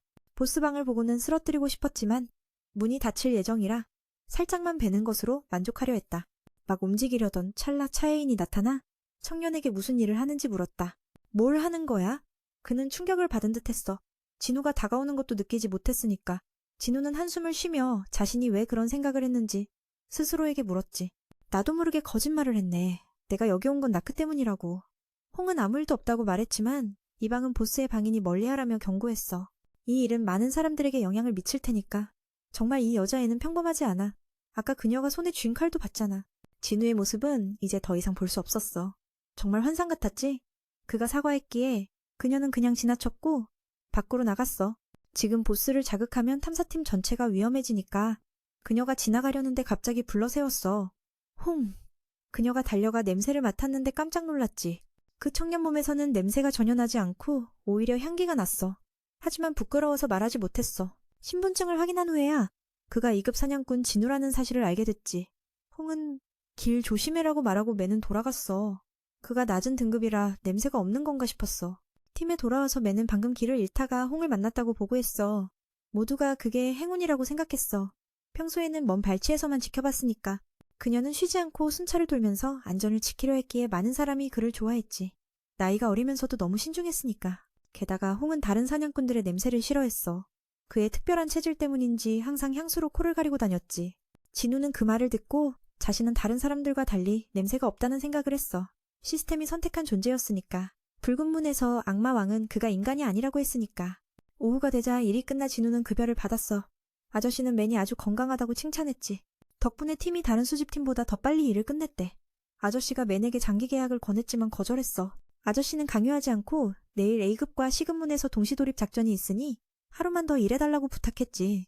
진우도 뭔가를 깨달았어. 알고 보니 2차 정찰대가 출격한다는 거였어. 이건 국내 어떤 길드도 할 수 없는 힘을 가진 동굴의 힘이야. 두 번째 팀이 A급문 정찰을 맡는다는 것은 이쪽에 뛰어난 인재가 많다는 증거였지. 그날 밤 홍은 갑자기 맨에 대해 조사해달라고 부탁했어. 상대편에서는 비슷한 일을 하는 사람을 찾아달라고 했다고 하더군. 하지만 정보는 공개되지 않았어. 이 사실에 그녀는 더욱 놀랐지. 2급 사냥꾼이 길드에 의해 비밀리에 보호받는 건 처음이었으니까. 침대에 누워 매는 진우와 관련된 정보를 정리했어. 첫째, 감옥에서 자유롭게 행동했고, 둘째, 홍에게 조사 임무를 받았고, 셋째, 길드가 정보를 봉인했지. 이 모든 걸 보면 이 청년은 평범하지 않다는 걸 확신할 수 있어. 특히 그가 풍기는 향기는 그녀를 매료시켰지. 다음날 진우가 출근하자 모두가 반갑게 인사했어. 이 덕분에 매는 예전 기억이 떠올라 웃었지. 기분이 좋아서 감옥 안으로 들어가자 청년은 기계처럼 일했고 덕분에 팀원들이 쉴 시간이 생겼어. 다음 임무는 A급 팀이 나가길 기다리는 거였지. 그때 송기훈이라는 사람이 와서 운송 담당으로 한 명을 빌려달라고 요청했어. 상대팀의 인력이 부족했거든. 다른 사람들은 A급 문에 들어가길 두려워했지. 그래서 진우가 자원해서 함께 가겠다고 했어. 모두가 말렸지만 소용없었어. 그 청년도 맨팀이 전날보다 훨씬 크고 좋다는 걸 느꼈거든. 특히 A급 사냥꾼 6명, B급 3명이 함께했어. S급은 없었지만 다른 길드와 비교하면 엄청난 숫자였지. 모두가 자신만만하게 들어갔어. 이문은 홍팀보다 약하다고 평가받았으니까. 내부에 들어서자 맨은 마력의 양이 적다는 걸 느꼈어. 반대편 감옥보다 훨씬 적었거든. 갑자기 불안감이 밀려왔어. 붉은 문에서 느꼈던 그 기분과 비슷했지. 팀의 한 여자 사냥꾼이 말을 걸어 긴장을 풀어주었어. 그녀는 다른 사냥꾼들이 모두 강하니 조심만 하면 문제없다고 했지. 규우는 이번 돌입작전을 꼭 성공시키고 싶어 했어. 성공하면 팀이 공식 승인을 받게 되니까. 적을 감지하자 모두가 명령 없이도 전투 태세를 갖췄어. 이 팀이 정말 뛰어나다는 걸 보여줬지. 적은 늑대였는데 강하지 않았어. 모두가 서로를 도우며 쉽게 처리했어. 이상한 점은 왜 이런 하급 시급 생물이 여기 있는가였어. 이문은 A급인데 말이지. 진우는 그 늑대가 목걸이를 하고 있다는 걸 알아챘어. 누군가 키워서 일을 시키는 거였지. 맨의 불길한 예감이 맞았던 거야. 그때 갑자기 여러 마리의 늑대가 나타났어. 크기도 다양했지. 그들은 즉시 대장에게 창을 던져 크게 충격을 줬어. 대장은 충격을 견뎠지만 놀랐지. 서로 뒤엉켜 싸우기 시작했어. 하지만 사냥꾼들은 불리했어. 이 생물들에게는 기술이 거의 통하지 않았거든. 그들은 마법 피해의 면역이었어. 여자 마법사는 한 마리를 묶었지만 겨우 몇 초 동안만 움직임을 제한했지. 동료들이 2명의 화염전사를 불러 지원했어. 그들이 팀의 비장의 카드였는데 한 마리 괴물에게서 막아줘야 했어. 여자 무사도 뛰어났지만 적이 너무 많아 곧 쓰러졌지. 매는 상황이 심상치 않음을 느꼈어. 이렇게 가다간 위험할 거였지. 2마리의 늑대는 A급 사냥꾼과 맞먹는 강함이었어. B급 사냥꾼들은 무참히 당했어. 한 명은 팔이 잘렸지만 다행히도 즉시 회복되었어. 하지만 치료사는 집중 표적이 되었지. 진우는 은신술을 써서 도와주며 괴물을 처치했어. 그 여자는 2 늑대가 갑자기 머리를 물어뜯기는 광경에 충격을 받았고 깊이 개입하지 않았어. 그저 약한 괴물을 약하게 만들어 팀이 쉽게 잡게 했지. 그때 정글 늑대가 움직이자 규훈이 무슨 일이냐고 물었어. 맨은 자신의 존재를 숨기며 성공적으로 전투를 마무리했지. 다행히 추가 부상자는 없었어. 치료사도 와서 전투 중 이상한 일이 있었다고 말했어. 팀장은 당연히 알고 있었지. 그녀에게 그 일이 있었냐고 물었는데 그녀는 마법 공격과 몇 가지 다른 기술만 썼다고 부인했어. 다른 팀원들도 그런 일 없었다고 했지. 손이 잘려나갔지만 즉시 회복되었다. 하지만 치료사는 표적이 되어버렸다. 진유는 은신하며 도와주고 괴물떼를 제거했다. 그녀는 2 뇌가 갑자기 잘려나가는 장면에 충격받아 깊게 개입하지 않고 괴물들을 약화시키는 데 집중했다. 자연스레 덤불 속의 괴물들이 움직이자 그는 무슨 일이 일어나고 있는지 묻는다. 진유는 신중하게 존재를 숨겼고 결국 사냥꾼 팀에게 승리를 안겨주었다. 다행히 추가 부상자는 없었다. 치료사는 전투 중 이상한 일이 있었다고 말했고 팀장은 당연히 알고 있었다. 그녀는 자신이 마법 공격과 몇 가지 기술만 썼다며 아니라고 부인했다. 다른 멤버들도 모두 그렇다고 했다. 검은 옷을 입은 소녀만이 진유가 몰래 도운 것을 알고 있었다. 그녀는 누군가 은신 스킬을 쓴 걸 느꼈다. 팀원 중 은신 능력이 있는 이는 없기에 도운 이는 미스터리한 2급 헌터 진유임이 확실했다. 그녀는 상황이 어찌됐든 승리가 중요하다며 진유를 위해 몇 마디 격려도 덧붙였다. 모두가 관심을 돌리기 시작했다. 더 시도해보는 게 운이 좋을지도 몰라. 그녀는 마치 여기 있는 모두를 농락하는 것 같은 기분이 들었지만 그에게도 나름의 이유가 있음을 알기에 묻지 않기로 했다. 몇몇이 팀장에게 계속할지 물었지만 위험이 너무 크다며 2~3명의 헬프가 더 필요하다고 생각했다. 모두가 이 일이 키운에게 얼마나 중요한지 알지만 안전이 최우선이라 그는 깊은 고민에 빠졌다. 그의 고민을 보며 미는 이 사람이 쉽게 포기하지 않을 거란 걸 느꼈다. 분명히 이전처럼 계속 도전하겠다는 결심이었다. 하지만 키우는 너무 욕심내지 않고 현명하게 팀 전체가 먼저 철수하자고 결정했다. 누가 들어도 계속 나아가면 죽을 거란 걸 알기에 모두 안도했다. 그는 자신이 멍청해서 모두를 위험에 빠뜨리지 않을 거라며 목표가 중요해도 목숨을 잃으면 아무 의미 없다고 말했다. 하지만 출구를 떠나려던 순간 그들은 문이 봉인된 것을 발견했다. 이 결계는 너무 강력해서 그들이 협력해도 깰 수 없었다. 검은 옷을 입은 자는 모두가 철수하기로 한 게 다행이라 생각했다. 계속 갔다면 고급 마법을 쓰는 적에게 모두 죽었을 거라고. 그러나 곧 거대한 마력 폭풍이 그들을 위협했다. 이 충격은 사냥꾼 급수도 흔들리게 할 만큼 강력했다. 하지만 이상하게도 밖에 있는 이들은 느끼지 못했다. 3명의 마법사는 즉시 결계 해제를 시도했으나 저주에 걸리고 말았다. 뒤를 돌아보니 온통 두뇌를 가진 병사들이 그들을 기다리고 있었다. 모두 완전 무장을 한 상태였다. 우두머리가 다가오자 규훈도 인사를 해야 했다. 지금 싸우면 모두 죽으니 대화가 최선이었다. 그 남자는 감옥 두목이라며 자신을 소개하며 모두 만나길 원했다. 그는 자신을 각오라고 불렀고 모두에게 만나러 가겠냐고 물었다. 규훈은 그가 탈출구를 막았는지 물었고 그는 그렇다고 답했다. 자신은 고귀한 두뇌 종족의 대주술사라고 했다. 규훈이 여기서 자신보다 강한 이가 있는지 묻자 비웃음만 돌아왔다. 지금 그들에게 2가지 선택지가 있었다. 하나는 부하들에게 여기서 죽임을 당하는 것이고 다른 하나는 직접 대면하는 것이었다. 당연히 팀장은 화해를 선택했고 따라가기로 동의했다. 그들은 진우에게 희망을 맡겼다. 두목을 보자마자 모두 공격할 테니 그때를 틈타 밖으로 탈출하라는 것이었다. 두목이 싸움에 집중하면 결계를 유지할 수 없으니 주력 부대와 연락해달라고 부탁했다. 그가 물었다. 여기서 죽을 생각이냐고. 모두 기꺼이 그렇게 할 준비가 되어 있었다. 그들의 목표는 살아 돌아가는 것이 아니라 문을 닫는 것이다. 이 팀은 과거와 완전히 달랐다. 예전엔 회복하는 소녀를 만났지만 이번엔 진우가 유언을 가족에게 전달했다. 그들은 마지막 숨까지 이 임무를 수행할 것이다. 하지만 진우는 달랐다. 여기서 죽으면 안 된다고 생각했다. 그래서 모두가 진우가 살아서 다시 돌아오길 바랐다. 차혜인은 진우를 찾으러 갔지만 보이지 않았다. 광산 일을 하는 삼촌도 오늘은 쉬는데 왜 왔냐고 물었다. 그 여자는 2등급 청년이 어디 있냐고 물었고 삼촌은 지하 감옥으로 들어가라고 했다. 그때 A등급 팀이 가고의 거처로 진입했다. 그곳에는 수천 명의 군인이 있었다. 이 정도면 싸워도 다 없앨 수 없었다. 가고는 인사하며 드디어 왔구나 라고 말했다. 밖에서는 차혜인이 의아해했다. 2등급 사냥꾼이 감옥에서 짐을 나르는 것은 이상했다. A등급은 목숨 하나뿐인데 진우가 그렇게 무모하다니 뭔가 잘못됐다. 전날 분명 진우가 무기를 들고 두목방 앞에 서 있었는데 틀림없었다. 차혜인도 안에 들어가 보고 싶었다. 하지만 이건 개인 문제라며 삼촌에게 무기가 있냐고 물었다. 여기에는 국가의 새밖에 없다고 해서 어쩔 수 없이 그것을 들고 가기로 했다. 원래 맨손으로 들어가려 했지만 그래도 아무것도 없는 것보단 낫다고 생각해 무기를 챙겼다. 그때 매는 군대의 위압감에 두려움을 느꼈다. 두뇌 병사들의 숫자는 예상보다 훨씬 많았다. 만약 이 두뇌들이 밖으로 탈출하면 이번 생은 포기해야 할 만큼 도시가 금방 파괴될 것이다. 특히 저쪽에 있는 강력한 두뇌들은 다른 것들과 달리 기운이 훨씬 강했다. A등급 팀의 임무는 바로 이 문을 닫아야 하는데 이 테러 조직 두목은 너무 강해서 아마도 불가능할 거야. 그도 스스로에게 묻지. 내가 그렇게 무서운가? 그리고 자신의 위압감으로 모든 마법사를 압도하지. 그들과 비교하면 그들은 단순한 초보 마법사일 뿐 기운도 겁먹었지. 그래서 왜 우리를 이 대마법사에게 데려왔는지 물었더니 그는 자신의 군대를 위한 오락거리를 만들려 한다고 답했어. 천천히 그들을 죽이며 계속 고통을 느끼게 하면서 군사들의 웃음거리를 삼겠다는 거야. 이 말을 들은 모두가 두려움에 떨었어. A급 헌터들이 조롱당하고 있다니? 그 마법사에게 그들의 결심은 단지 오락거리일 뿐 생명은 부서진 장난감처럼 언제든 버려질 수 있는 존재였지. 그럼에도 불구하고 기우는 그자를 공격했어. 그 중에 이상한 사람이 섞여 있다는 걸 느꼈거든. 이런 상황도 흥미로웠어. 대장이 공격 명령을 내렸지만 뒤를 돌아보니 모두가 두려움에 얼어붙어 움직이지 못하고 있었어. 그도 수호곡이라 불리는 기술에 막혔고 반중력 마법으로 기운을 공중에 띄웠다가 다시 가혹하게 땅에 떨어뜨렸어. 기운은 계속해서 날았다 떨어졌다를 반복했지만 전혀 편하지 않았지. 모두 그 광경을 보며 대장의 운명을 안타까워할 수밖에 없었어. 그때 진우가 나서서 그 몸을 받쳐주고 기운에게 부탁했어. 여기 있는 모든 괴물을 다루게 허락해달라고. 그는 외부인이기에 참여할 자격은 없었지만 공격팀이 목숨을 잃을 위기에 처했으니까 한 수호자가 달려들었지만 진우가 목을 조르며 그를 천장으로 던져버렸어. 모두 충격에 빠졌지. 기우는 이 젊은이가 매우 강하다는 걸 알았고 그 덕분에 진우가 대마법사를 상대할 수 있었어. 대마법사는 비웃으며 자신을 흉내내다니 우습다고 생각했지만 그 정도로는 신경 쓰지 않았어.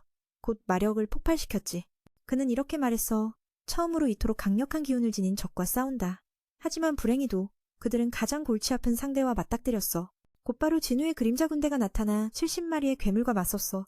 숫자는 적었지만 자신감은 넘쳤지. 문 밖에서는 진준이 현장에 도착해 왜 S급 헌터가 자비를 하는지 조사했어. 감시실 사람들과 만남에는 어디 있냐고 물었지. 그날 위협받은 사람이 달려와 자신이 매님을 주장했어. 진주는 그 젊은 헌터가 감옥에 있다는 걸 알고 매우 놀랐어. S급 헌터가 어쩐 일인지 이런 자비를 하다니. 무슨 이유인지 알 수 없었지. 맨에 관한 정보는 내일 뉴스로 확인할 수 있다고 했어. 한 할아버지가 차인이 이미 안으로 들어갔다고 전했지. 그 소식을 듣고 진주는 불길한 예감을 느꼈어. 곧바로 내부에서 발산되는 마력의 강도를 측정하게 했지. 차인은 많은 괴물 시체를 발견하고 수색 속도를 높였어. 무언가 이상한 점을 알아차렸거든. 기운팀이 어떻게 저 괴물들을 다 무찔렀는지. 대마법사의 마력이 흘러나오는 걸 보니 그들 상황이 위험하단 걸 알았어. 맨은 하찮게 여겨졌지. 겨우 이 정도 병력으로 강력한 군대에 맞서다니. 그는 평가절하당하는 걸 싫어했어. 즉시 영토군주라는 새로운 기술을 발동해 그림자 병력을 강화했지. 70층을 넘은 악마성에서 이 힘을 얻었고 그의 그림자 군대는 한 단계 진화했어. 이 광경에 다른 팀원들은 경악했고 심지어 소환마법사도 2마리밖에 소환 못하는데 맨은 거대한 군대를 지휘하고 있었지. 검은 마법사도 의아해했어. 어떻게 인간이 이렇게 무서운 마력을 뿜을 수 있는지. 곧 전투가 시작됐어.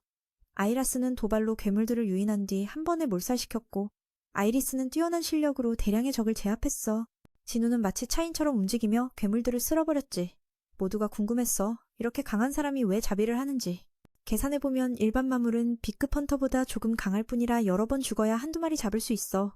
그림자 군대는 계속 재생하니 문제없었지. 대마법사는 진우가 너무 거만하다고 판단해 공격을 시작했어. 그는 용의 머리를 소환하며 맨의 부하들을 꼭두각시라고 비하했지. 하지만 진우는 그가 자만하는 상대임을 알고 있었어.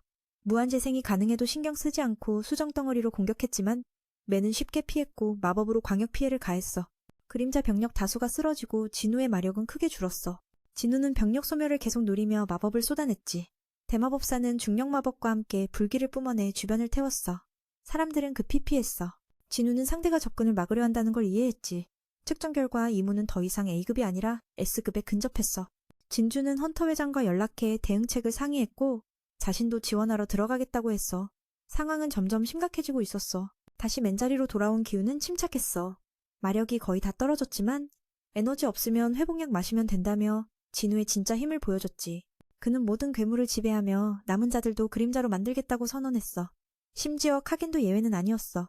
강압적인 위압감에 압도되며 혼란에 빠진 카겐은 한 황제의 존재를 떠올렸고 왜 자신이 여기 있는지 의문을 품었지. 깨어나자마자 인간을 사냥하라는 명령만 반복해서 들었거든. 그래서 이유 없이 명령대로 행동했어. 그는 3명의 수호자를 전투에 투입하고 GUI 헌터 측 장애물을 모두 제거했어. GUI 헌터는 S급문에 대한 보고를 받았고 상황이 매우 위급함을 알았지. 만약 감옥이 폭발하면 주섬섬섬과 비슷한 참사가 일어날 수 있어. 다행히 아직 대응할 시간이 있었고 강력한 헌터들을 총동원해 공격하기로 했어. 상황이 악화되면 백호와 사신의 지원도 요청할 예정이었지. 중력 마법사들이 쏟아내는 불꽃이 지역 전체를 태우자 다른 이들은 급히 달아났다. 이 전투가 시작되자 진우는 상대가 자신을 가까이 오지 못하게 막으려 한다는 걸 깨달았다. 재측정 결과 이무는 일반 A급이 아니라 거의 S급에 근접해 있었다. 진추는 헌터 협회장과 연락해 대응책을 의논하며 자신도 지원하러 들어가겠다고 말했다. 그 자리에 있던 미는 침착함을 유지했다. 만화가 거의 바닥난 카고는 이 전투가 끝난 줄 알았지만 에너지 없으면 회복제로 금방 해결하지란 잔소리를 들었다. 즉시 진우는 진정한 실력을 발휘해 적들을 유인해 모두 처치했다. 그는 남은 적들도 결국 자기 그림자가 될 것이라 선언했다. 카건조차 예외가 아니었다. 그가 받는 압박은 점점 강해졌다. 그는 내면 깊숙이 어떤 황제 같은 존재를 떠올리며 왜 자신이 여기 있는지 끊임없이 자문했다.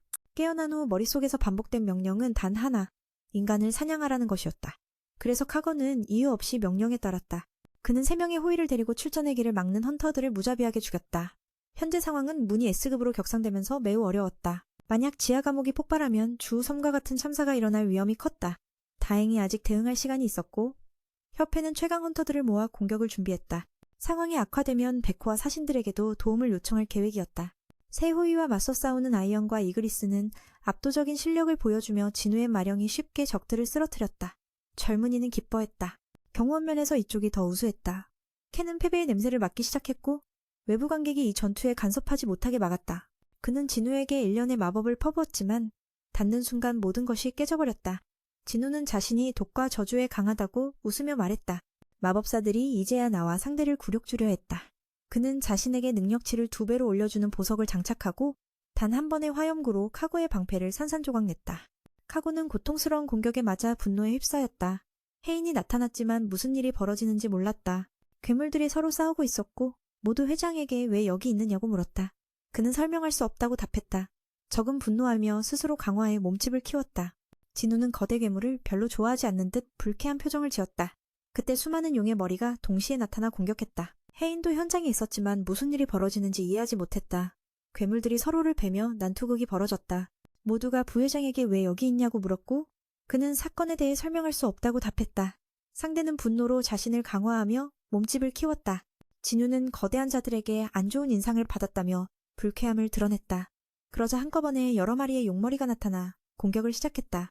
적이나 타겟을 가리지 않고 모두 불태워버렸다. 자만하는 순간 진우가 돌진해 상대의 눈을 찔렀다. 크면 클수록 맞기 쉽다는 걸 아냐? 근위병 없는 마법사는 허수아비와 같다. 카고는 분노의 혈압이 솟구쳐 불꽃으로 전장을 휩쓸었다. 매는 민첩하게 움직이며 모든 공격을 피하고 계속 피해를 입혔다. 하지만 그의 칼날은 결정적인 힘이 부족했다. 이를 본 진우는 쇠사슬로 상대를 단단히 묶었다. 대마법사는 마치 도마 위의 생선처럼 넘어져 버렸다. 혜인의 진춘도 와서 그가 무슨 짓을 하는지 물었다. 진우는 우리가 지원하러 왔다고 했지만 상대가 두려워하는 것 같다고 말했다. 그녀는 맨에 대해 조금 알고 싶어 진춘에게 물었고 그는 정보가 별로 없다고 답했다. 이번이 처음 보는 전투 사냥꾼의 홀령술까지 쓰는 진우의 실력에 모두 놀랐다. 진우는 승리를 선언했다. 각인이 호위를 잃은 순간 전투는 이미 끝난 것이었다. 그는 3명의 호위병을 보내 상대를 괴롭힌 뒤 결정타를 날렸다. 보스는 쓰러졌지만 진우는 보상을 가져가지 않았다. 이곳은 누군가의 던전이기에 그의 보상은 각인의 그림자였다. 시스템은 이름을 기억 못해 팡이라 불렀다. 뜻밖에도 이 그림자는 이기스보다 뛰어난 정예기사였다. 고급 등급 던전 보스답다. 기분 좋던 찰나 진춘과 일행이 다가왔다. 전투에 몰두하느라 진우는 그들을 못 봤다. 상황 설명할 새도 없이 감시 부서가 나서서 맨의 개인정보가 협회 감시 대상이라며 비밀을 지켜달라고 부탁했다. 윈도 감사를 표하며 진우에게 고개 숙여 감사했다. 진우는 기분이 좋아져 그녀에게 유서를 돌려주었다. 혜인은 다시 부르려다. 왜 국자를 들고 있냐고 묻자 그녀는 붉어진 얼굴로 괴상하다 생각하지 말라고 답했다. 감시회는 오늘 참석자들에게 이 사건을 외부에 누설하지 말 것을 부탁했다. 키운 역시 그를 구해준 것에 깊이 감사하며 모두 함께 고개 숙여 인사했다. 젊은이는 기뻐하며 그녀에게 유서를 돌려줬다. 혜인이 다시 연락하려 했지만 그녀는 왜 그가 항상 그 검을 들고 다니는지 물었다. 붉은 얼굴로 자신이 괴짜로 보이는 게 아닐까 걱정했다. 다음 날 키우는 지하 감옥에서 일어난 사건을 보고했다. 최민은 모두가 살아남아 다행이라 생각했다. 현재 백호와 헌터 모두 진우에게 빚을 졌다. 그의 능력을 듣고 믿기 힘들어했다. 키우는 자신과 그 청년 중 누가 더 강한지 물었고 답하기 어려워 회장에게 A급 문을 혼자서도 정복할 수 있는지 되물었다. 동희는 조용히 있었지만 무기 최강이라 불리는 호성도 혼자서는 문을 넘을 수 없다고 말했다. 키우는 회장이 그를 협회에 초대할 수 있길 바랐다. 그는 최선을 다하겠다고 답했다. 그동안 미는 진호와 카페에서 자신의 협회에 대해 이야기했다. 한편 헌터 관리는 중요한 행사를 개최해 많은 언론의 관심을 받았다. 최민성이 오늘의 중심 인물이었다. 백호의 비윤호와 헌터의 최종인이 나타났다. 기자들은 두 사람에게 최민성 때문인지 질문을 던졌지만 비윤호는 그 이름을 모른다고 했다. 다행히 최종인은 그 청년이 이미 사신협회와 계약했다는 소식을 들었다. 오늘은 다른 일을 위해 온 것이라며 기자들은 곧 자리를 떠 두 회장이 내부로 들어갔다. 비윤호는 A급 문이었지만 S급 위험을 동반한 사건을 언급했다. 최종인은 붉은 문보다 더 위험하다고 비꼬았다. 백호 소속 A급 헌터들이 죽었고 두 협회는 모두 진우에게 은혜를 입었다고 했다. 두 친구는 서로 다투기를 멈추지 않는다. S급 헌터를 더 충원하려는 이유는 무엇일까? 아니면 길에 최고 자리를 두고 경쟁하려는 걸까? 긴장된 순간 사신의 회장이 다가와 민성이를 노리는 거냐? 며 장난을 쳤다. 두 사람은 화가 나서 그게 누군지 모른다고 소리치지만 서로의 생각은 묘하게 통한다. 진우는 밖에서 이 광경을 보며 오늘 왜 이렇게 사람이 많은지 의아해한다. 한편 학교에서는 진아와 송이가 대화 중 친구들이 이민성 팬이 헌터가 된 사건에 대해 떠들썩해하는 걸 듣는다. 그 청년은 새로운 A급 각성자로서 나라에 헌신하겠다고 선언했다. 임구회장 밑에서 연예계를 떠난다는 소문을 의심하며 두고 보자는 마음이다. A급 헌터로 지명받고 사신회와 인연계약을 맺은 그는 이 기회를 발판 삼아 미래에 더 큰 명성을 얻을 것이다. 바로 그때 명의 등장의 검사를 시작하려 하지만 이민성의 경호원이 막아서며 기자들이 취재 중임을 알린다. 진우가 무슨 일이냐고 묻지만 통과를 허락하지 않는다. 민성은 경호원의 냉담함에 속으로 씁쓸해한다. 경호원은 기자들을 쫓아내며 출입 금지 구역임을 강조한다. 그때 군의회장이 나타나 타인을 무단으로 막으면 곤란하다며 자신이 이 청년의 손님임을 밝힌다. 상대방의 의견을 묻고 이전에 인터뷰가 중단됐다는 사실도 상기시키지만 이민성은 강경하다. 이에 군의 회장은 진우를 맞이하며 언론은 더욱 술렁인다. 모두는 진우가 누구인지 궁금해하며 민성은 질투심에 주목받으려 하지만 진춘이 막는다. 그 청년은 조용히 그가 내 자리를 한순간에 빼앗을 수 있다며 경고한다. 진춘은 민성을 몰라도 더 이상 소란 피우지 말라며 엄포를 놓는다. 엄숙한 분위기 속에 진우는 신중히 입장하고 두 회장은 그의 진정한 실력을 확인하려 한다. S급 헌터가 흔치 않은 만큼 그를 영입하면 두 단체에게 큰 전환점이 될 것이다. 진우는 비밀스러운 공간에서 사신의 멤버셋과 만나 최종 결정을 앞두고 자신의 능력을 보여준다. 그는 한 마법병기를 소환하며 이게 내 힘이라 말한다. 소환 마법이라 묻자 그는 얼버무리지만 사실은 전혀 숨기는 것이 없다. 비밀리에 보고된 힘은 이것만으로도 충분치 않다고 진우는 한숨을 쉰다. 이미 들켰으니 보여주자며 어둠의 군대를 소환한다. 두 회장은 충격을 받고 그 힘이 거대해 수백 마리의 마물까지 부를 수 있다는 사실에 놀란다. 군의 회장은 눈을 크게 뜨고 최종이는 강력한 마력에 얼굴이 창백해진다. 비윤호도 진우 앞에서 압도당한다. 그가 바로 두 거대 조직이 위기를 넘게 한 힘이었다. 이후 검사도 끝나고 진우는 새로운 S급 헌터로 인증받아 기쁨에 젖는다. 이제 탐욕스럽게 옥석을 팔며 의심받지 않고 장비를 구매할 수 있게 됐다. 두 회장은 앞으로 진우가 이룰 성과에 큰 기대를 걸고 그를 격려한다. 진우가 돌아가려 할 때 두 회장은 감사 인사를 하려 하지만 그는 거절하며 약속이 있다며 지나친다. 기자들이 다시 카메라를 들이대며 10번째 S급 헌터 소식이 퍼진다. 학교의 송이는 놀라 진아에게 다시 확인한다. 둘 다 그가 이렇게 주목받을 줄 몰랐다. 현장에서는 진우와 일했던 사람들이 그가 살인자일 거라 의심했다가 다시 보고 경악한다. 그의 지인들은 뉴스를 보며 기뻐한다. 언론은 10번째 S급 헌터 인터뷰를 시도하지만 이민성을 조롱하며 웃음거리로 만든다. 진우는 아버지와 대화하며 형을 설득하지 못해 속상해한다. 진우는 중요한 일이 있다며 혼자 싸우겠다고 말한다. 어떤 조직에도 속하지 않고 세계를 만들 것이다. 동생과 아버지, 팀원들에게도 이기적일지 몰라도 형 계획에 합류하라 권한다. 원래 그 임무는 진성이 맡았지만 방해로 망쳤고 이제 책임을 버리고 떠나려 한다. 이런 말을 들으며 진우는 형과의 관계를 명확히 하고 싶어 한다. 한편 진우는 함께 가자는 권유를 거절하고 사라진다. 주변 사람들은 그의 환상적인 이동 방식에 놀라며 최종이는 냉정한 표정으로 친구를 바라본다. 그 속도는 그날 밤보다 더 무서워 보인다. 진우는 혼자서 중요한 일을 해야 하기에 더 많이 싸우겠다고 말했다. 어떤 조직에 들어가면 구속당할 것이기에 새 협회를 세우고 동생과 아버지 팀을 초대하려 했다. 그는 이것이 셀피시하냐는 질문을 받았다. 원래 이 계획은 진성이 맡았으나 그는 모든 걸 망쳤고 이제 책임을 회피하려 한다고 했다. 그럼에도 진호는 진우와 함께하겠다고 결심했다. 그의 형을 사랑하는 마음 때문이었다. 아버지도 이 문제를 명확히 하고 싶어 했다. 미는 그에게 같이 가자고 권했으나 그는 괜찮다며 거절하고 많은 이들의 시선을 뒤로 한 채 사라졌다. 최종리는 그의 마법 이동 속도를 이해할 수 없었다. 그 속도는 그날 밤보다도 무서웠다. 비우노는 그가 S급 등급을 받은 후 필요한 방어 장비를 사러 방화 속성의 방어 아티팩트를 찾던 중 고급 망토를 추천받았고 미는 마음에 들어했지만 그 가격에 당황했다. 그들은 만약 이 유리창을 깨면 공짜로 선물할게.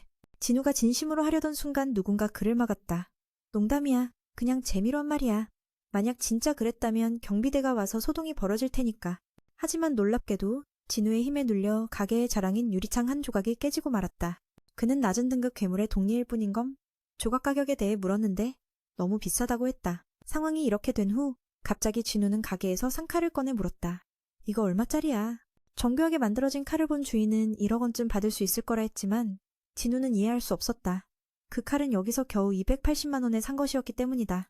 결국 탐욕스러운 보석을 팔 필요 없이 시스템 무기를 사서 다시 파는 게 낫다고 결론지었다. 그날 밤 윤호는 깊은 생각에 잠겨 있었다. 그는 진우와 2번 만난 적이 있었지만 진우가 단기간에 그렇게 빠르게 성장한 걸 보고 놀랐다. 진우가 더 강해질 수 있을지 혹은 무한 성장 능력을 가진 사냥꾼인지 궁금해했다. 이튿날 아침 진아가 창밖을 보며 지루해했다. 다행히도 사람들은 다 떠나갔다. 협회에서 개입해 형을 꾸짖은 덕분이었다. 오빠는 내일 일주일 동안 집에 없을 거라고 알려줘. 동생인 진아가 의아해했죠. 마침 진호가 진아에게 와서 아버지와 싸운 뒤 쫓겨나서 잠시 머물 곳을 부탁했어요. 진아가 지친 눈빛으로 바라보다가 내일 출장 간다고 거짓말했어요. 진호가 어깨를 부드럽게 눌러주자 진아도 그를 속이기로 했죠. 밤이 되자 진우는 동생 걱정에 호위병들을 불러 확인했어요. 호위병 중 한 명이 없다는 걸 알게 됐고 남은 호위병은 아직 옥상에 있다고 했어요. 진우는 호위병 한 명에게 2명을 더 붙여 진아의 안전을 보장했어요. 그리고 주변 지역도 보병 군인들을 배치해 안전을 강화했죠. 다음날 아침 두 형제가 이동 준비를 하면서 어디론가 일주일간 간다고 말했어요. 진호는 수련하는 것 같다고 했죠. 진우는 완전 무장을 하고 더 이상 더위를 느끼지 않았어요. 다음 임무는 악마 바렌의 영혼을 수집하는 것이었고 보상으로 그림자 교환 기술을 얻는다고 했어요. 너무 매력적인 미션이라 진우는 한층 더 열심히 임무에 몰두했어요. 그는 76층으로 순간 이동해 가족 쪽 상황을 확인했죠. 진우의 어머니는 아들을 내쫓는 문제로 속상해했고 아버지는 이 기회에 아들이 독립하길 바랐어요. 그러다 갑자기 아버지 몸에 이상 징후가 나타나 쓰러졌어요. 다시 M으로 돌아와 진우는 거대한 괴물과 마주쳤고 즉시 호의를 소환해 해결했어요. 진우는 마장에게 탐욕의 보석을 장착해 힘을 2배로 늘렸고 변신 후 거대해진 호위병은 강력한 공격을 적에게 퍼부었죠. 진우는 실험 삼아 공격했는데 한 지역 전체가 화염에 휩싸였어요. 탐욕의 보석 효과가 놀라워서 마장을 계속 보유하기로 했죠. 병원에서 진우 아버지는 영원한 잠이라는 수면병 진단을 받았어요. 이 병은 계속 졸음에 시달리게 하고 언젠가는 깨어나지 못하게 할 거예요. 아이러니하게도 마력으로 가득한 세상에 살면서도 아버지 몸은 면역력이 없어서 이 병에 걸린 거죠. 장면이 바뀌어 어느 섬에서 갑자기 괴물이 나타났어요. 이 괴물은 사냥꾼들 사이에서 공포의 대상인 개미 종족이었고 바다를 건너 진우가 있는 곳까지 왔죠. 그는 내성이 없어서 해결책 없는 병에 걸렸다고 했다. 장면이 바뀌어 어느 섬으로 이동했다. 갑자기 괴물이 나타났다. 이건 사냥꾼들 사이에서 공포의 대상이었던 개미 종족이었다. 성공적으로 바다를 건너온 그들이었다. 진우는 한가로워 보였다. 그는 군대를 열어 소규모 그룹으로 나눠 효율적으로 쓸어버리려 했다. 위층으로 가려면 허가증이 필요했다.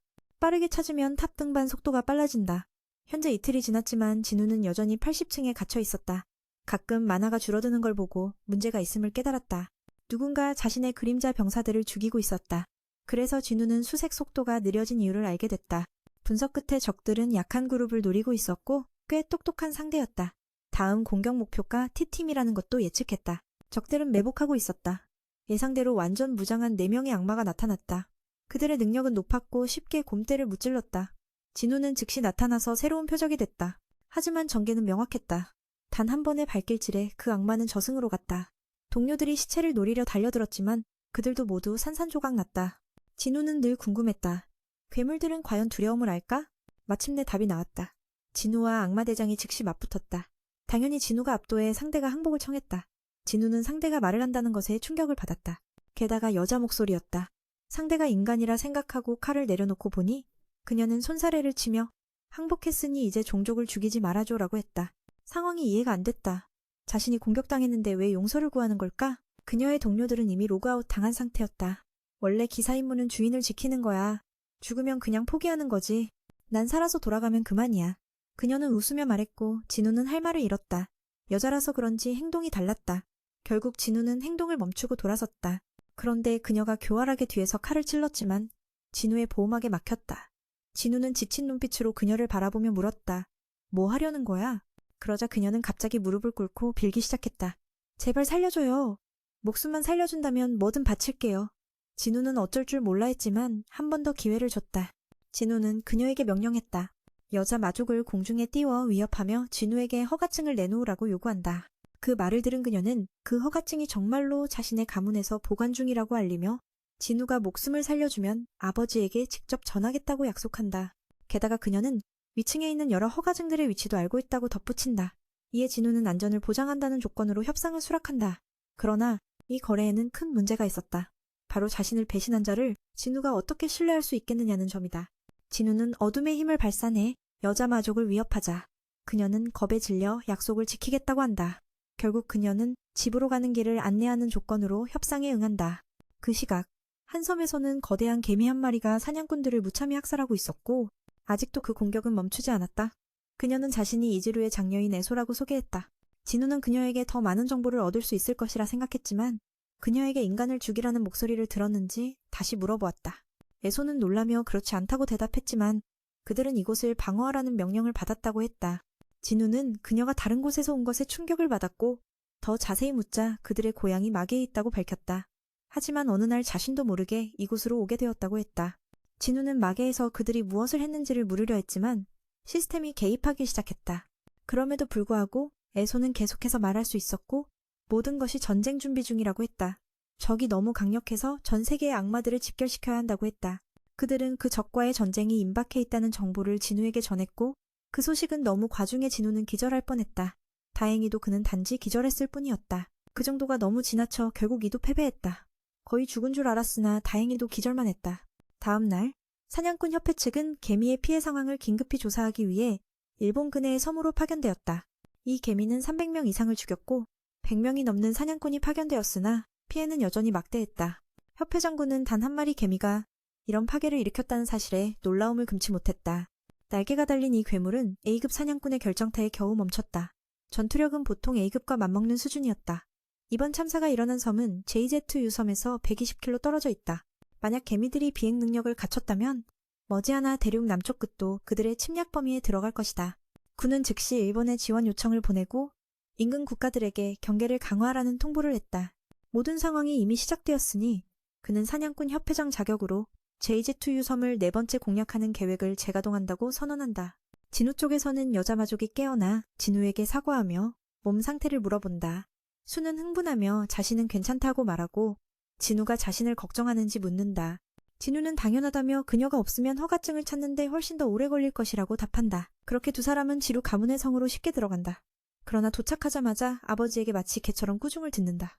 적을 집으로 데려오다니 성 안에 숨은 수많은 병사들을 보지 못하느냐고 질책한다. 진우는 천진난만한 표정으로 아버지의 눈썰미를 칭찬한다. 아버지는 딸을 이용해 성을 빼앗으려 하면 절대 살아서 나가지 못할 거라고 위협한다. 곧 병사들이 포위하지만 즉시 행동하지는 않는다. 진우는 자신이 약속했으니 허가증만 내놓으면 죽이지 않을 거라 말한다.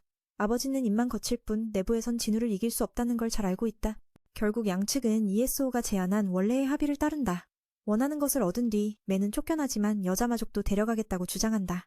ESO는 진우가 여자 마족을 안는 모습을 보며 기뻐한다.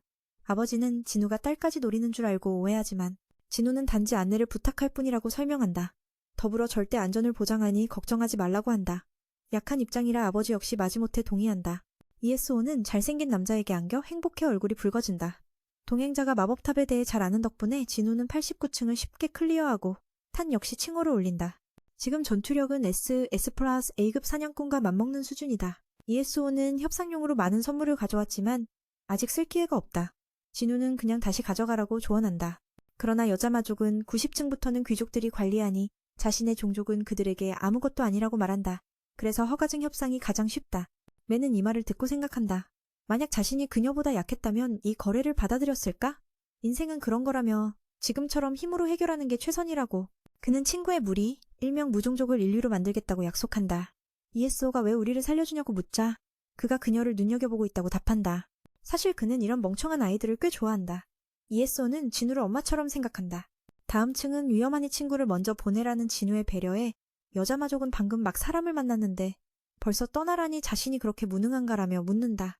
진우는 잘했다고 위로한다. 진우가 감사 인사를 하자 그녀는 끝까지 함께하며 맨이 어떤 결말을 맞을지 보고 싶다고 한다. 맨은 기꺼이 동의하며 남은 층을 함께 정복한다. ESO가 말한 대로 90층부터 몬스터가 훨씬 강해진다. 그래서 진우는 그녀를 한쪽 구석에 숨기고 자신이 나머지 일을 처리한다.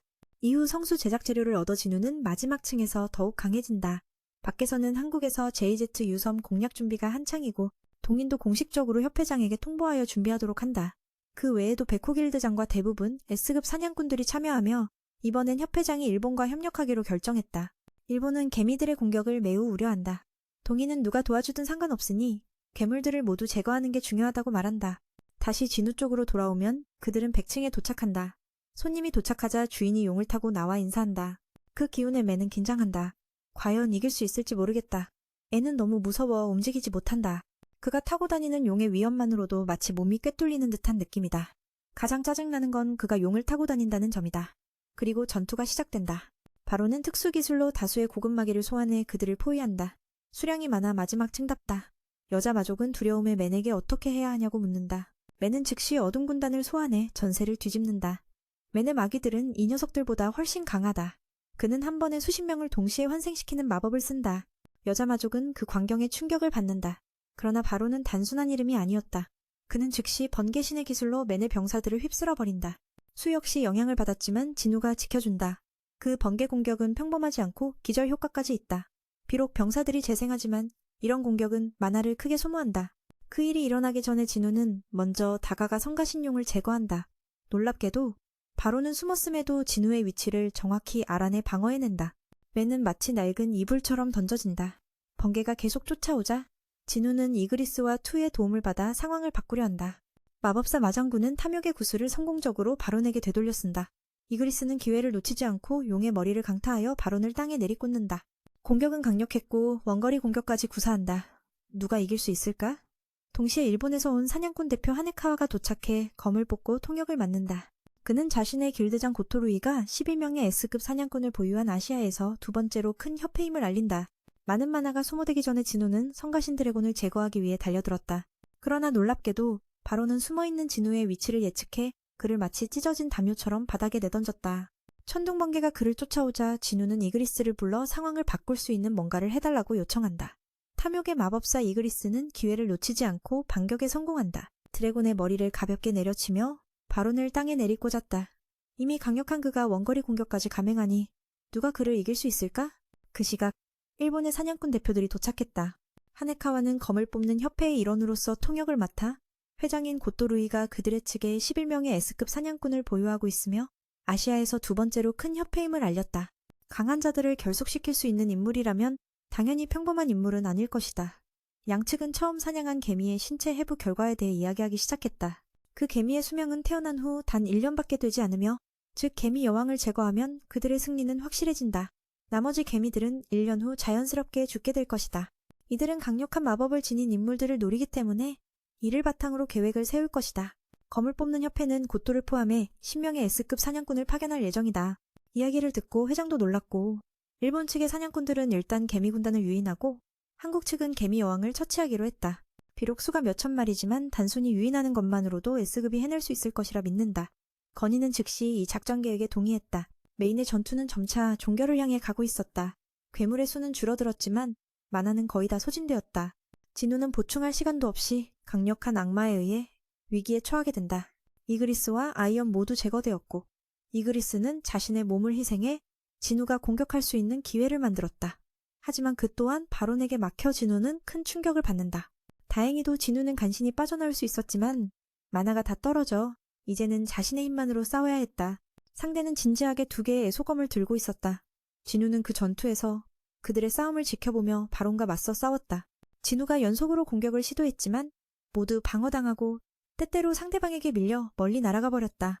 이렇게 악마는 가까이 다가가 진우에게 강한 일격을 가해 진우는 고통 속에 무기를 잃게 된다. 그는 힘을 다해 저항하려 했지만 바론의 힘은 너무 강했다. 바론은 근거리에서 파괴적인 천둥번개를 퍼부었고 진우는 위기 중에 위기에 빠지게 된다. 그때 밖에서 친구가 도와주었고 그 짧은 기회를 포착하여 지배자의 손기술을 활성화한다. 그렇게 악마의 2팔을 비틀어 놓았다. 그 고통에 바론은 비명을 지르지만 다음 순간 진우의 강력한 주먹이 그를 정통으로 가격한다. 바론은 하늘로 날려보내지고 진우는 승리를 거머쥐게 된다. 짧은 시간 후 진우의 막강한 힘으로 바렌의 머리가 날아갔다. 그리고 승리는 수팀에 돌아갔다. 구름을 뚫고 나가는 펀치에 기뻐하는 수와 함께 임무가 완료되었다. 진우는 지친 모습으로 무릎을 꿇었지만 친구에게 자신의 가문이 이곳의 최고의 가문이 되었다고 아버지에게 전해달라고 부탁했다. 친구는 감동의 눈물을 흘리며 우리 가문은 지루가 아니라 무슨 가문이야 라고 외쳤다. 악마 바렌과의 전투 후 진우가 오랫동안 원하던 것을 드디어 얻게 되었다. 바로 정화된 악마의 피였다. 이것은 즉시 사용할 수 있는 것이었고 2가지 재료와 결합하여 성공할 확률은 지능 점수에 달려 있었다. 진우는 긴장한 모습을 보였고 애소는 그가 괜찮은지 걱정하며 물었다. 진우는 조심스럽게 조제를 진행했고 그 결과 그의 노력이 보상받아 성스러운 생명수 6병을 얻었다. 이제 그 물이 정말로 어머니를 깨울 수 있을지에 대한 의문이 생겼다. 아이언은 진우의 생각을 끊으며 영혼을 모으기 위해 하늘을 나는 용의 시체를 가져왔다. 그는 세심한 배려를 보여주었고 진우는 그를 보며 미소 지었다. 진우는 새로운 탈 것을 얻어 매우 기뻐했지만 애소는 믿을 수 없다는 듯 바라보았다. 시스템이 이름을 지어줄 것을 요구했지만 그는 아무것도 기억나지 않았다. 여자는 그가 이름 기억하는데 너무 서투르다며 결국 그를 작은 친구라 부르기로 했다. 이 녀석이 있으면 집에 빨리 갈 수 있을 것 같았다. 아마도 집에 있는 아버지가 그들을 기다리며 잔치를 준비하고 있을 것이다. 진우는 즉시 돌아가서 성스러운 생명수의 효과를 시험해보고 싶었다. 아까 말했던 악마의 피 외에도 몇 가지 다른 보상도 얻었고 그중 가장 주목할 만한 것은 고대의 돌이었다. 그는 그 돌을 사용하여 새로운 기술인 그림자 전환을 배웠다. 이제 진우는 어둠의 병사들을 통해 어디서든지 자유롭게 이동할 수 있게 되었다. 이 기술은 진우에게 정말 놀라운 것이었다. 그는 많은 말 없이 즉시 이를 활성화하고 친구에게 작별 인사를 했다. 인연이 있다면 언젠가는 다시 만날 수 있을 것이다. 건강하길 바래. 그렇게 그는 사라지고 대신 한 마리의 악마병사가 그의 자리를 대신했다. 수는 그가 사랑의 말을 하지 못하고 떠난 것에 화가 났다. 진우는 자신의 집 근처로 순간 이동했다. 하지만 이 이동 기술은 한 번 사용할 때마다 3시간의 쿨타임이 필요했다. 그는 하늘로 점프한 후 작은 친구를 소환하여 병원으로 날아갔다. 장면이 전환되며 헌터 협회에서는 여전히 주지섬을 공격하기 위한 계획을 논의하고 있었다. 그들은 불마법을 사용하여 개미를 유인하고 동시에 전자파를 사용하여 괴물들의 통신을 방해할 예정이다. 그 과정에서 한국의 특수부대가 약해진 개미의 둥지에 침투하여 여왕 개미를 처치할 계획이었다. 문제는 전자파가 실제로 효과가 있을지였다. 회장 건희는 걱정스러운 표정을 지었지만 일본 측의 조사 결과도 동일했기에 믿을 수 있었다. 그러나 전자파가 작동하지 않을 경우를 대비한 철수 계획이 필요했다. 현재 해야 할 일은 철저하게 준비하고 헌터들을 출발시키는 것이었다. 진우도 초대받았지만 아직 연락이 닿지 않았다. 한편 윤호는 지인과 술자리를 갖고 있었다. 그 사람은 최고의 S급 헌터인 민봉구로 회복 전문이었고 젊은 나이에 직업을 포기한 경우였다. 그는 부상도 없고 유망한 헌터로 알려져 있었고 그들은 이전에 친한 동료였다. 이렇게 젊은 회장님을 보니 꽤 기쁘다. 비아이유는 기이하지만 매우 유머러스하고 친절한 친구다. 이 친구는 곧 제이지유 썸으로 임무를 수행하러 간 선배에 대해 언급했으며 비윤효도 확인해 주었다. 그 이야기를 듣고 친구는 슬퍼졌다. 그곳에서 유역해이 죽는 장면을 목격했기 때문이다. 그러면서도 그는 계속해서 나아가야 한다고 생각했다. 만약 가지 않는다면 곧 벌레들이 이 땅을 전쟁터로 만들 것이기 때문이다. 너는 언제부터 애국자가 되었냐? 라고 민봉구가 물었다. 그는 어차피 가야 할 것이니 차라리 멋진 말을 하면서 멋있어 보이려고 했다. 후배들은 그를 절대 지지하지 않겠다고 했다. 오늘 그가 설득하러 온 것이라면 사과해야 할 것 같다고 말했다. 그러나 회장님은 그를 부른 이유는 단순히 작별 인사라는 것을 밝혔다. 결과를 미리 알 수 없기에 만약 더 이상 만날 기회가 없다면 이 자리는 위안으로 삼자고 했다. 비하 연구는 곧 공무원 시험을 준비한다고 말했다. 그는 사냥꾼으로서의 피비린내를 견딜 수 없어서 공무원으로 일하는 것이 가장 좋다고 생각했다. 그렇게 편안하고 안전하다고 말했다. 그러자 그 형도 즐겁게 지지해 주었다. 그는 사냥꾼이라는 직업에 대해 많은 생각을 하고 있었다. 비정상적인 사람들은 괴물과 싸우는 사람들이고 싸움이 일상이 되어버린 사람들도 있다. 어떤 사람들은 이것을 취미로 여기기도 한다. 그러나 봉구는 완전히 다르다. 그는 선배의 찡그린 얼굴을 보며 농담을 던졌다. 그리고 계속해서 술을 마시고 있었다. 한편 진유는 병원에 도착해 있었다. 그러나 그는 엄마에게 약을 주지 못했다. 그녀의 목에 긴 흉터를 바라보며 슬퍼할까 두려웠기 때문이다. 그 흉터는 그가 어릴 적 엄마가 심하게 화상을 입었을 때 생긴 것이었다. 그러나 그녀는 그를 꾸짖지 않고 아들을 안아주며 웃었다. 그 장면을 떠올리며 자인유는 자책감에 눈물을 흘렸다. 용기를 내어 성스러운 생명수를 꺼내 들었지만 그녀가 이 상태에서 마실 수 있을지 확신할 수 없었다. 그가 가장 두려워하는 것은 약을 마신 후에도 여전히 그녀가 그대로일까 하는 것이었다. 하지만 그는 시스템으로부터 많은 기적을 목격했기에 이번에도 믿음을 두기로 했다. 지인유는 천천히 엄마의 몸을 일으켰다. 그의 손은 두려움에 떨리고 있었다. 깊게 숨을 들이쉬고 그는 약을 입에 붓고 기다렸다. 몇 초 후 그녀의 몸이 빛나기 시작했고 모든 상처가 회복되었다. 과거의 흉터도 사라졌다. 이 과정은 사람을 젊어지게 하는 것과 같았다. 그녀의 얼굴은 병원에 누워있던 모습이 아닌 건강하던 시절로 돌아갔다. 디에누를 천천히 일으켜 세우며 몸이 떨리는 손으로 두려움에 가득 찬 숨을 깊게 들이마셨다. 그녀는 입에 약을 넣으려 했으며 기다렸다. 몇 초 후 그녀의 몸은 빛나기 시작했고 온몸의 상처들이 치유되었다. 과거의 흉터마저도 사라지며 마치 시간을 거슬러 젊음을 되찾은 듯 그녀의 얼굴빛은 이번 전과 같았다. 디에누가 조용히 부르자 어머니. 그러나 그녀는 대답하지 않았다. 마음속으로 간절히 기도했다. 제발 어머니 깨어나 주세요. 그가 목숨을 걸고 싸우며 강해진 이유는 단 하나. 어머니가 깨어나길 바라는 마음이었다. 집에서 공부하던 진아도 뭔가 이상함을 느끼고 밖으로 나와 병원 쪽을 바라보며 수많은 생각에 잠겼다. 그 순간 달빛이 어머니의 영혼을 비추고 따스한 바람이 스치며 진아가 고개를 들었을 때 그녀는 깨어났다. 젊은이는 감동하며 처음 꺼낸 말은 어머니 진아 맞으시죠? 였다. 그녀가 행복하게 대답했다. 네, 4년 동안 깊은 잠에 빠져 있었는데 진아가 잘 지냈다니 다행이다. 어머니는 아들의 고생에 깊이 감사하며 그가 약속을 지켰음을 알고 있었다. 지난 시간 고통을 견뎌온 상처들이 그것을 증명했다. 아들은 스스로를 무리하게 몰아붙였고 그 눈물은 평소 강인함을 감추지 못했다. 어머니의 품 안에서는 어떤 감정도 숨길 수 없었다. 진아가 말했다. 괜찮아요. 어머니만 건강해지면 그걸로 충분해요. 나머지는 중요하지 않아요. 두 모자는 오랫동안 쌓인 아픔을 함께 흘리며 눈물을 나눴다. 다음날 아침 니치스의 환자가 깨어났다는 소식에 의사들은 충격에 빠졌다. 그녀는 완전히 회복되어 신체 기능에 아무런 문제가 없었다. 가족들은 즉시 퇴원을 신청했다. 진아가 도착했을 때 어머니가 진짜 깨어난 것을 믿을 수 없었다. 딸은 울음을 터뜨리며 뛰어들어 어머니를 껴안았다. 그녀가 성장한 모습을 보며 모두 진아의 보살핌 덕분임을 알았다. 결국 그의 노력은 꽃을 피웠고 그 결과는 더할 나위 없이 만족스러웠다. 한편 네 번째 주해우섬 공략 작전 기자회견이 시작되었다. 군주 군의가 나서 최근 개미무리의 큰 피해에 대해 이야기하며 더 이상의 희생을 막기 위해 사냥꾼협회가 국내뿐 아니라 일본에서 온 S급 사냥꾼 10명을 포함해 협력하고 있다고 밝혔다. A급 이하 사냥꾼들은 해상과 육지 방어 임무를 맡고 주민들을 지원할 예정이다. 이번 변수가 발생하면 군주는 임무 완수를 자신했다. 뉴스를 본 민봉군은 과거 함께 술잔을 기울이며 친하게 지낸 두영과 동참했던 기억이 떠올랐다. 두렵지만 싸울 수 없는 자들은 그것보다 100배, 1000배 더 두려워했다. 따라서 이 일은 빨리 끝내야 한다고 생각했다. 그리고 그 힘을 가진 이들만이 할 수 있다. 한반도가 개미의 둥지가 되어서는 안 되었다. 회상 후 봉군은 스스로 결정을 내리고 한숨을 쉬었다. 어머니를 집으로 데려온 뒤 상황은 이렇다. 며칠 만에 진아가 집을 엉망으로 만든 것을 이해할 수 없었다. 어머니는 둘이 함께 청소하자고 재촉했다. 4년 동안 손도 대지 못한 집이었고 진아가 생기기 전부터 있던 집이라 때가 많이 묻어 있었다. 이건 내가 바란 모습이 아니지만 마음 한켠에는 끊이지 않는 불안감이 자리 잡았다. 혹시 내가 너무 깊이 들어가면 안 될 영역을 넘은 건 아닐까? 가족 사진을 바라보며 어머니가 물었다. 그동안 아버지와 연락은 있었니? 정말 안타깝게도 아무 소식도 없었어. 엄마는 네가 사냥꾼으로 일하는 걸 알고 있잖아. 아마도 예전 남편에게서 그 힘을 물려받은 것 같아. 그분은 소방관이었고 항상 사람을 구하는 일에 열심이었지. 그래서 엄마가 다시 결혼한 거고 진아도 자신이 의사가 되려고 노력 중이라고 자랑했어. 그리고 진춘도 회장님께 연락이 닿았다고 알렸어. 게다가 국가급 사냥꾼인 토마스에 대해서도 언급했지. 그는 이 거물 같은 인물에 도움이 있을 거라는 약간의 희망을 품었어. 하지만 지금 상황에서는 그 남자를 탓할 수 없지. 그는 한 나라의 군사력과 맞먹는 힘을 지니고 있어서 함부로 다른 나라에 개입할 수 없거든. 비록 한국이 미국의 동맹국이라 하더라도 토마스가 여기 오는 건 단순히 여행 도중 들른 것일 수도 있고 다른 이유가 있을 수도 있어. 조금 후 진우가 회의장에 나타나 이야기했어. 회장님은 사흘 뒤 공격작전이 시작된다고 알려주며 민이 도울 수 있을지 물었지. 마음속으론 예전 같으면 바로 승낙했겠지만 엄마가 돌아온 이후로는 달라졌어. 행복한 삶을 엄마와 동생과 함께 보내고 싶었거든.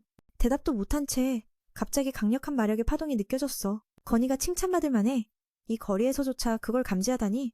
지금 많은 S급 사냥꾼들이 훈련 중이었어. 윤호는 무술고수와 싸우다가 금세 쓰러졌고 회장님은 보통 이런 광경을 좀처럼 못 본다고 했어. 종인도 다가와서 회장장이 진지하다면 마동족 사냥꾼은 상대가 안 된다고 했지. 게다가 기사단에 우수한 인원들도 있었어. 마침 그때 일본의 S급 사냥꾼 10명이 나타났어. 모두 고토류의 지휘 아래 있었지. 그는 맨을 잠재적 암살자로 주목했지만 하나카와가 그가 마법사 계열이라는 걸 알려줘 놀랐어. 저런 기운을 내뿜으면서 마법사라니? 아래쪽에서 차이인도맨을 주시했어. 일본에서는 한국 S급 사냥꾼들이 약하다며 불만을 표했지.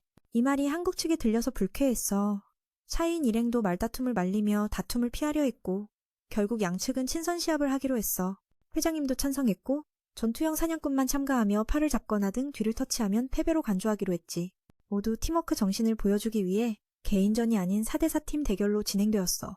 각 팀에서 가장 뛰어난 4명의 쌍을 뽑아 대결을 펼쳤지.